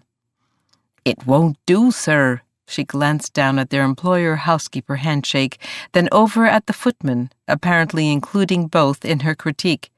"He has more than a bit of the terrier pop about him, the lad does." Vanderbilt smiled. "Surely, though, Mrs. Smythe." He waited until Moncrief had trotted out of earshot, holding 2 horses' reins in each hand. 8 long legs jogged on either side of his own rather short ones. Surely he can be taught by one as experienced with running a grand estate as yourself. "The average man could be taught that he could, but a Scotsman?" She let this hang ominously in the air. "Ah, that is your primary objection?" "Primary, but the list, sir, is long." Huffing, she shook her head at the far side of the esplanade, where Moncrief had been dragged off course by one of the horses, who'd spotted grass and taken the rest with him. "Ah, I can see, Mrs. Smythe, this would not be the level of dignified comportment to which you'd been accustomed. The acting butler being led about by the equine. Not to be gagging in, sir, but there's not much of the butler about him." Moncrief was throwing his whole weight against the reins, finally persuading the horses to follow him through a porte-cochere's opening toward a vast courtyard. Lily gaped, and her host followed her gaze. "The stable complex. Several thoroughbreds will be arriving soon from my residence up in Bar Harbor." They watched Moncrief, jogging in jerky diagonals, disappear through the arched double doors that presumably led to the stalls, along with, I hope, more hands. Emily turned to her friend. 12,000 square feet, Lil, in the stables alone, and 20 carriages George will house there." She addressed her uncle again. Lily is quite the equestrian, you know, George. She will be fully swept away by the stables. Lily let her smile drift across the stable complex and her friend Emily, then land on their host. I could not be more swept away than I already am. It was, she could see, a direct hit. Cheeks flushing like a child, Vanderbilt gave an unsteady bow as he ushered his guests toward the front entrance. Mrs. Smythe flung the double doors wide as the 5 of them passed through, 4 of them gasping and their host watching their faces. Lily rotated, gawking at the sweeping stone staircase, seemingly unsupported, as it rose inside a vast turret, the soaring ceilings, the sheer scale of it all. In the main hall, 4 men jogged past, harried, each holding a hammer or screwdriver or saw. We'll view the upper floors later, if the foreman gives leave. I've had to hire more crews to have the house finished by Christmas Eve when the family arrives. Emily squeezed her uncle's arm. How thrilled we'll all be with it, George. Madison Grant sauntered ahead. I dare say, Cabot, there's room enough for you to play a full game indoors. Emily cocked her head. A full game? Grant nodded toward Cabot. Football, Miss Sloane. As a Yalee, I was there for last year's Harvard-Yale matchup, later dubbed, I believe, the bloodbath of Hampton Park. Mr. Cabot, as I recall, made quite a name for himself there. Cabot turned only halfway. Actually, my life circumstances had just taken a sudden turn that very week. I confess I recall very little of it, and have no wish to. Grant seemed not to hear this. Cabot here knew how to obliterate a line, quite the use of the lethal flying wedge. Cabot's head jerked around at the word lethal, Lily noted, a reaction that was hard to miss. Might I inquire, Emily asked, about the role of the flying wedge without unleashing an explanation of the whole horrid game? There's nothing quite like it, is there, Cabot? Combatants meeting head to head, the occasional player ejected for excessive brutality. Cabot's profile, rigid and dark, said he was thoroughly finished with the conversation. Their host, meanwhile, appeared distracted, assessing the work yet to be completed. He clearly had no interest in this game football, or in John Cabot's apparently violent role in it. I, for one, Lily said, would like to know what the room over there is, that wonder of sunlight and glass. The Winter Garden, Vanderbilt pronounced it reverently. He then led them to a sunken circular room at the front of the house, its glass ceiling arched overhead. Around the marble fountain at its center stood palms and orchids and rattan furniture splashed in light. As if one had stumbled into the tropics, Lily marveled. The crew will connect the fountain's water soon. Meanwhile, George Vanderbilt's face suddenly grave, he tilted his head up toward the apex of glass. Meanwhile, most people here in these mountains have no access to running water for their own cooking or hygiene. Cabot joined him. Honestly, I was just thinking the very same thing, which, forgive me, which I mean in no way is a criticism of your Biltmore. My hope is to address just that sort of thing. Vanderbilt's gaze dropped from the domed ceiling to Cabot.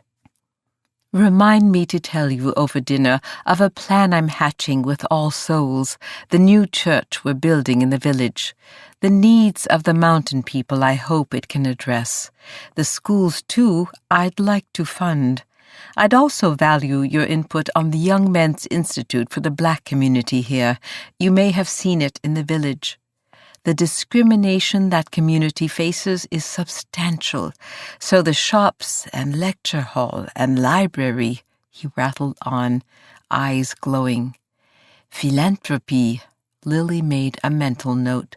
Mountains and art and philanthropy were all roads to their host's heart. Part of the challenge of attracting George Vanderbilt's attention, the forms of flirtation Lily excelled at fell rather flat. They swept next into a vast banquet hall. She gaped at the table that appeared capable of seating 40 or so, the 3-story ceiling, the organ whose pipes ran up one side of the hall, the tapestries that filled the entire facing wall and looked awfully old. 14th century, their host offered before she could ask. Emily clapped her hands together. Your people have lit all 3 fireplaces for our visit today, and there's even a string quartet. George, how lovely! The 4 musicians near the bank of fireplaces picked up their bows now. Sheep may safely graze floating through the hall. Behind them came a small grunt. Mrs. Smythe stood with her arms crossed over her chest. Housemaids had to be instructed on the proper way to lay a fire indoors. Bless my soul, the staff here that's not brought from England. They've grown up living outdoors as much as in. My job's a bit of the training chipmunks about it. George Vanderbilt patted the housekeeper's arm. Carry on, Mrs. Smythe. Now he was gesturing for them to follow him past several other grand rooms and down a tapestry gallery. Lily nodded toward the tapestries. They're lovely, she offered, which sounded bland even to her. John Cabot fell in beside her. I understand you're from New Orleans. Yes. She should manage something more friendly than that. He was better looking than Grant, after all. But she'd no wish to speak of New Orleans, especially not now. Cabot must not have caught the chilliness in her tone. When I was a freshman at Harvard 4 years ago, several of us on the Crimson staff, he faltered there, as if reminded of something quite awful, but then went on. We followed a story in New Orleans. It involved the death of your police chief and the violent aftermath. Bristling, she drew a deep breath and kept her tone airy.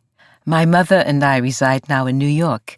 We have little interest in being reminded of New Orleans. As I recall, the murder of the police chief was never solved. Hennessy, I think, was his name. It was most certainly solved. She shot this back before she could think. Startled, Cabot stopped walking. The group of Italians who were arrested were the perpetrators, she said. A mafia vendetta. The police chief named the Italians with his last breath. As he opened his mouth to speak again, Lily held up her hand. Mr. Cabot, you had your reasons a moment ago, mysterious as they might appear to onlookers, for not wishing to discuss a game of football in which you apparently were ejected for, what was it? Excessive brutality? She watched him flinch. Perhaps then you can abide by my wish to avoid the subject of New Orleans entirely. Her voice had risen to a pitch she'd not intended, audible even over the strings. The others turned now and stared, as if they could see on her face the horror she'd so carefully tucked away out of sight when she dressed to come out this morning. The questions about her own father she carried inside her like internal wounds. Cabot's face had grown hard again. Consider it done, he said quietly, then turned stiffly away. In John Quincy Cabot, Lily realized she'd not made a friend. Chapter 12. Lily forced a smile, a charming nonchalance in that center of stairs. Clasping his hands behind his back, Cabot was focusing on something else, the Sargent painting of Vanderbilt's mother. In the next room, 2 stories of bookshelves still under construction covered all 4 walls. A balcony ran the perimeter, interrupted only by the fireplace that commanded one side of the room. In the midst of the scaffolding, Moncrief suddenly appeared, holding a platter of hors d'oeuvres in one hand and a tray with flutes of champagne in the other. He looked like the lady holding the scales of justice, if the lady's face had been flushed and freckled, and without the blindfold. Lily laughed aloud and had to stifle it into a cough. Astrakhan caviar, the footman gushed, with toast points and Pommery sec champagne. All the very best of the best it is. Good gear comes in small bulk, we'd say back home. At his elbow, Mrs. Smythe blanched, whispering acidly, "Without the commentary about the bevies next time." "More than 10,000 volumes," Emily was announcing. "That's what it will hold when it's finished, and thousands more elsewhere. Is that right, George?" "He's had most of them rebound to match in the literary series and groups. Things like that matter to George." Emily added this last comment as if there was something deeply peculiar about it, though endearing. He seemed to take no offense, and turned to touch the spine of several books, intimately, as if they were old friends. Lily tried on her best look of ecstatic and odd, but this much unmoving, unspeaking paper and ink was making her feel constricted, as if someone had hauled on the strings of her corset and blocked her exit to the outdoors. "Emily has often mentioned," she managed, a little nauseous, "what a well-read man you are, with expansive tastes." She'd nearly said expensive, which was also true, just not something one said aloud. "How noble to create a monument to the books you cherish." Their host tilted his head, considering, although monument would imply a static memorializing, whereas books, once read, become fully a part of us. Emily shot a sympathetic look at Lily, whose arrow had clearly missed not just the bull's eye, but the whole target this time. Lily moved to inspect the carved black marble fireplace. The others pressed forward into the library center to study the painting on the ceiling. "The Chariot of Aurora," their host was saying, "by Pellegrini. It's actually 13 separate canvases, although, as you see here, only a few have been installed." The library door burst open. "Forgive me, Mr. Vanderbilt." The man at the threshold stood, breathing hard. His riding boots were covered in mud, leaves sticking to their sides. Outside the door, the shadow of a second man shifted. Vanderbilt addressed his guests. "Some of you met my estate manager, Mr. McNamee, yesterday." He turned back to the newcomer. "Come in, Charles." McNamee hurried forward, oblivious to the mud he was tracking. "I wouldn't ordinarily have barged in like this, but I've an issue with an intruder who came onto the estate looking for work." "Much as I'd like to hire every last able-bodied man in the mountains, forgive me, but this one, a Marco Bergamini, carries with him—" McNamee reached into the pocket of his jacket and pulled out a small rectangular card, creased and badly stained. Lily could spot an embellished V at its top. She stepped to where she could peer back toward the tapestry gallery. A man stood there, broad-shouldered, dark tumble of hair, square chin, not recently shaved, an olive cast to the skin. As the man glanced up, she realized with a start that she'd met him, the bandit from the forest who'd grabbed for her horse. Behind her, McNamee was explaining, "I'd have had him hauled off, except that he insisted you'd given him this yourself with an offer of a job. While you were in Italy, he insists." "The name Marco Bergamini does not sound familiar. Then I will promptly—" "But there's no denying my card." Vanderbilt peered down the tapestry gallery at the man, then smiled. "Or the story he tells. The Pensione di Giacomo, the young Italian who added his own lines to a working sketch of the house, then chased down our cab to give us the drawing he thought we'd left by mistake. Extraordinary. That was years ago." "Ah, well, so then he was—" "Telling the truth, yes, indeed. I would caution, however, that we know little of him. He has a much younger brother with him. They've been in Pennsylvania cutting for stone." Madison Grant stepped forward. "As the investigation proceeds into the recent murder at the train station, I would offer that this intruder would appear to be one of the suspects," Cabot finished for him, "although there's been no more evidence to point this man's direction than there is for—" others of us. His gaze, pointed and hard, jabbed at Grant, who might do anything to preserve a reputation. John Cabot surely didn't mean to imply Madison Grant ought to be considered a suspect. One side of Grant's mouth lifted, but his eyes narrowed. Innocent until proven guilty, of course. This sort of brutality could come from most anywhere. Cabot winced at the stress on that one word. Although, Grant continued, let's not pretend that some categories of people aren't more prone to criminality than others. McNamee cleared his throat. As to the tragedy, I happen to know that the sheriff took Mr. Bergamini in for questioning early this morning. I can tell you he's either an excellent actor, which is quite possible, or he was genuinely shocked to learn there was a death at the station. Whether or not the authorities consider him a serious suspect at this point, I couldn't say. The foreigner in the tapestry gallery shifted again. Calling card or not, Lily thought, the bandit is about to be sent packing. Vanderbilt gazed up at the library ceiling. It was the summer I discovered the work of Pellegrini in Venice before making my way farther south. I believe I'd have stayed in Florence forever, surrounded only by art and the river Arno, had I not already found these mountains, my own canvas.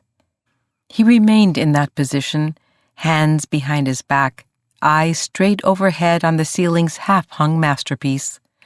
He contributed, you know. Hunt was nonplussed at first by his suggestions, but incorporated several of them in the end. Nobody spoke as their host stared upward. Mr. McNamee, all of life is a risk. Yes, sir. Vanderbilt strode into the tapestry gallery. Welcome, Mr. Bergamini, to Biltmore. You've been in Pennsylvania since Florence?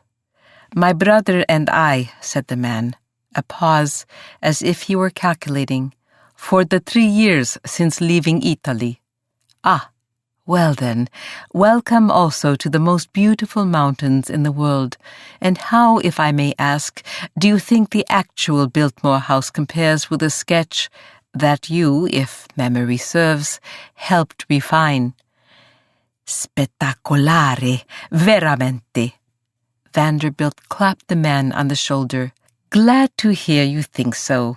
Mr. McNamee here will be finding you a position on the estate if you'd like. He'll also help you find housing with some of the other workers.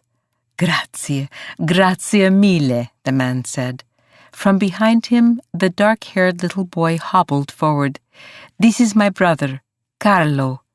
More hurriedly he added, he is 8 years, a good quiet boy when I must leave for the work. A pause.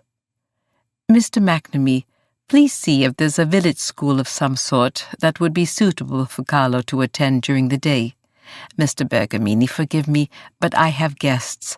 I am glad, by the way, that you took me at my word all these years later and made your way to Biltmore. The bandit shook George Vanderbilt's hand again, giving Lily another look at his face. But as he and his brother retreated down the gallery, the scene was darkening before her eyes, and suddenly she felt as if she were falling, back into time, back into what she'd worked so hard to forget. Now she was seeing a street lit with the flicker of gas lanterns and with torches approaching. Iron balconies climbed on top of each other like they were escaping the burning below.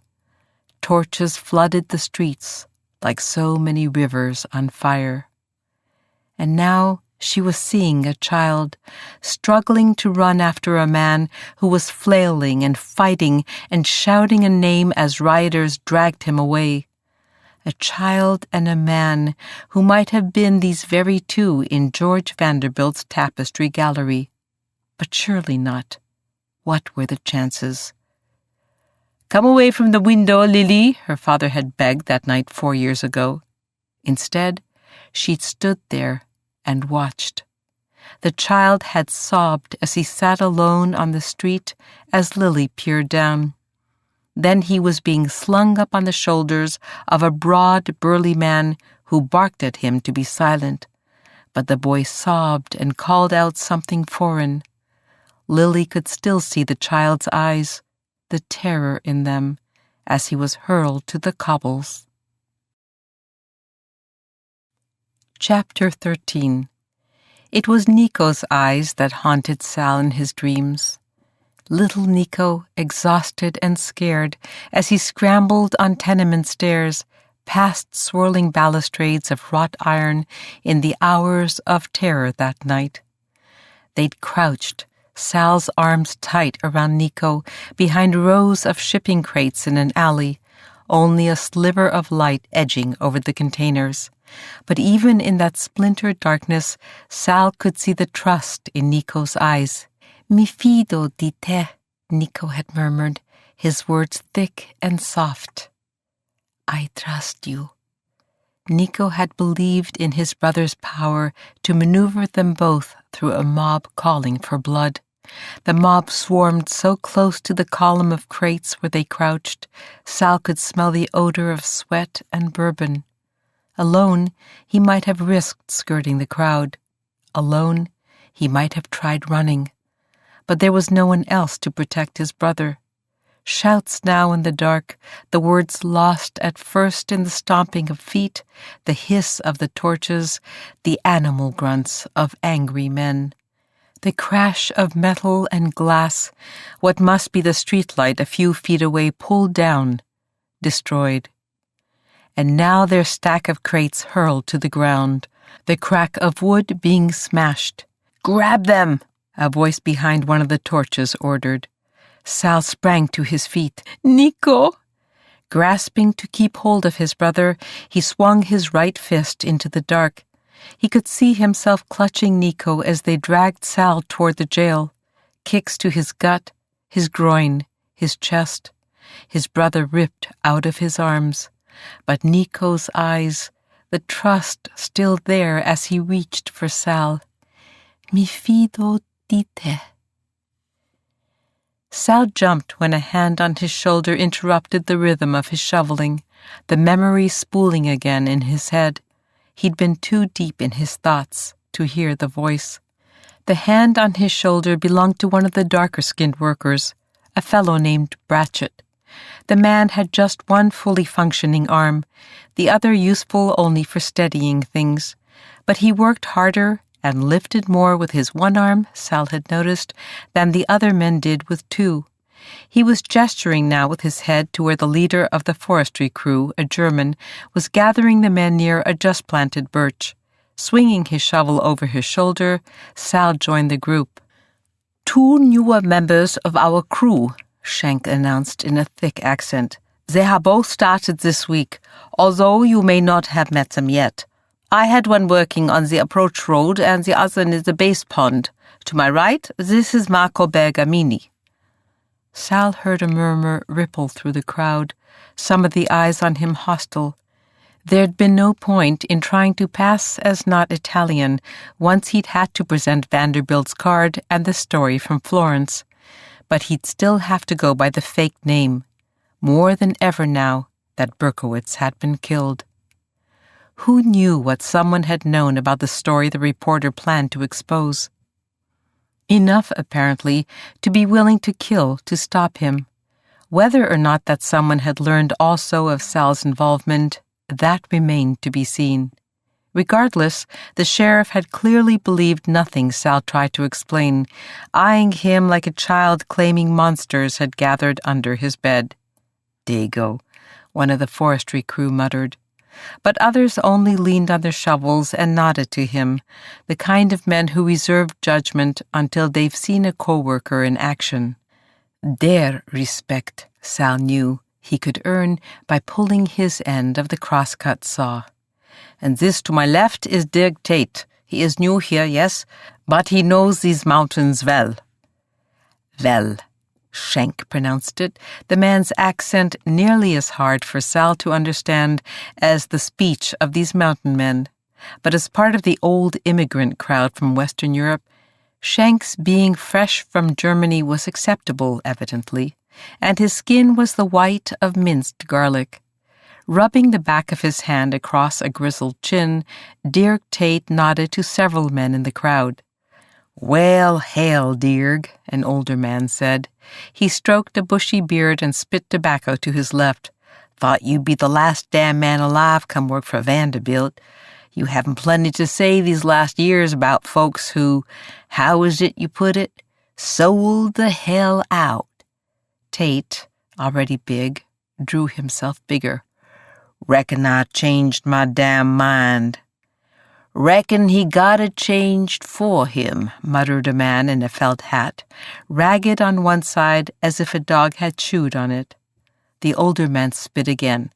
"Like the rest of us, you reckoned it was better to get paid regular-like than wonder what the weather and deer and beetles got in store for your measly crops. Only here's the thing. Didn't none of us but you call it spineless to come here looking for work?" Tate puffed out his chest. Bratchett stepped in front of him. "So you got a bruise to your pride by deciding to come ask for a job. So what? I didn't go asking for nothing." "Steady now." Bratchett raised a palm to push Tate back a step. Tate swatted it away and turned to Sal, then back to Bratchett. "You and Ella done me and mine a good turn here and there over the years, but don't go thinking that puts us in the circle of friendly." Bratchett leaned on his shovel. "Won't catch me making that kind of wild-ass assumption." He winked sideways at Sal. "Our land might have been cheek to jowl with y'alls for years. Might have come through plenty of starving seasons. But why would that make us some kind of friendly?" Tate swung his pickaxe overhead and down into the mountain rock with such force the other men on the knoll spun around, the sound echoing through the forest. Schenk, a few yards away and conversing with another worker, turned in his saddle. "With that sort of force there, we just might get us a forest planted." Winking at the men, Bratchett jerked his head toward Tate. "And with that kind of temper from him, we're all likely to end up prostrate in tree holes." A tremor of laughter rumbled over the knoll. Most of the men kept their heads down and their eyes away from Tate's as he stalked off. Bratchett wiped sweat away with his sleeve. "Don't take it personal, Bergamini. Dirk, he'd be the next to youngest of 12. Left here for a while to work for a cotton mill in Whitnall, east of the mountains. Hired on as a recruiting agent. Come back just recent.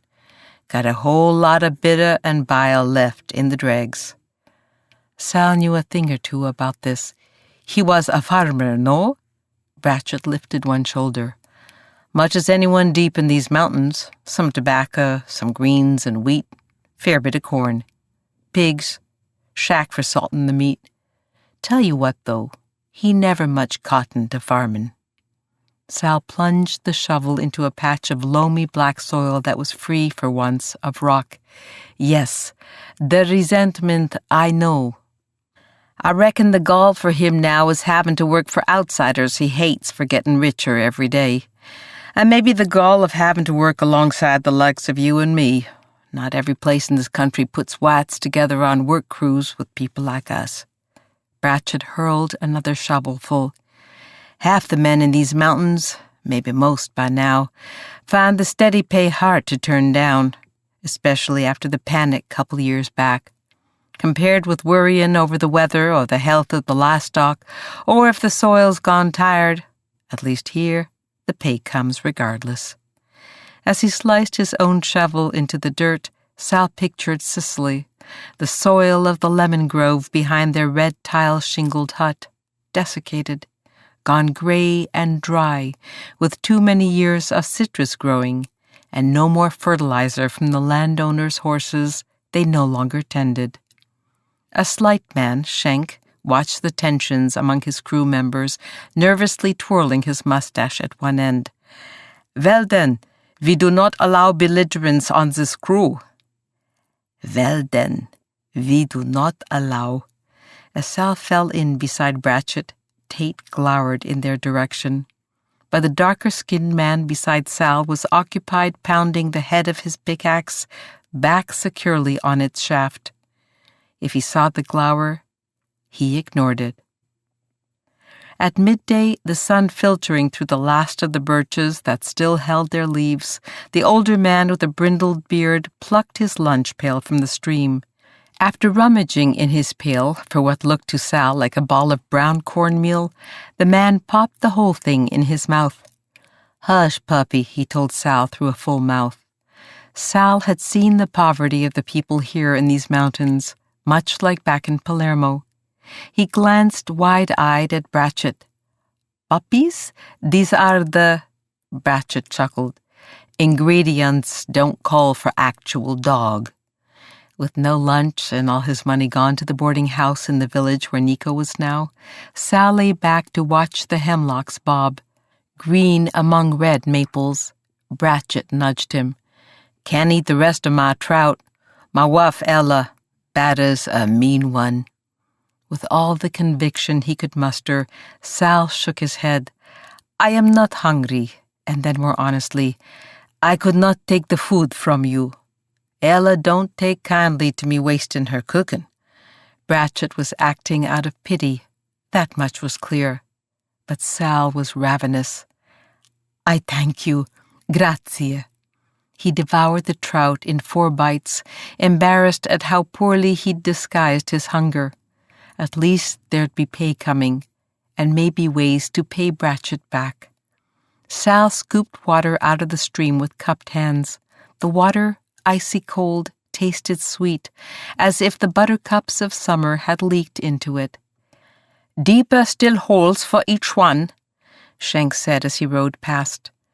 His accent became more pronounced when he was on horseback, as if pronouncing his English and controlling a horse taxed the same part of his brain. "And remember, not in a line." Jumping into the hole he was digging, Sal launched a pickaxe over his head to break up the stone. The soil of Sicily, too, had been full of rock, volcanic rock. The vintners who owned the tiered land rising in the hills above his mother's citrus groves claimed the porosity of the volcanic soil made for well-irrigated grapes, even in dry years, and incomparable wines. But these were men who paid other men to till their acres. To Sal, the soil was only ever an enemy to be battled. Bratchett spoke up suddenly. "Yesterday, Wolf was stomping around town wanting to throw Ling Yong in jail, but not enough evidence. Which one of us you reckon they'll be hauling in next?" Sal shoveled peat moss and cured cow manure into the hole. "My being Sicilian, this is not the help to me."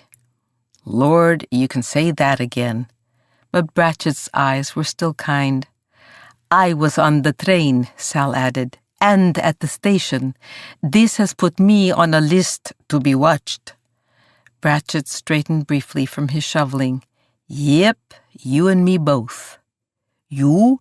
But you have lived here many years, yes?" Bratchett rolled up his left sleeve with his right hand. Then, with his maimed arm hanging loose, he pulled up the right sleeve using his teeth. He gestured with his head to his arms. "Don't take away from my color. Not to them that's got a problem with it." Sal studied him. "We are alike, then." Bratchett's mouth tipped up at one end. "Are we?" "Men of suspicion." Bratchett chuckled. "Men who are suspect. Yep, that be us." He flicked his hat back on his head. "And maybe also what you said. Men of suspicion. I got my own theories on who's hiding what." Sal lifted his voice toward Bratchett in the next hole. "The state, he does not like the newcomers, the owner of Biltmore." Dirk Tate himself loomed at the edge of his hole. "Heard my damn name." Bratchett kept his tone cheerful as his shovel kept time. "Back to work, Tate." This is the end of disc number 3. Please insert disc number 4.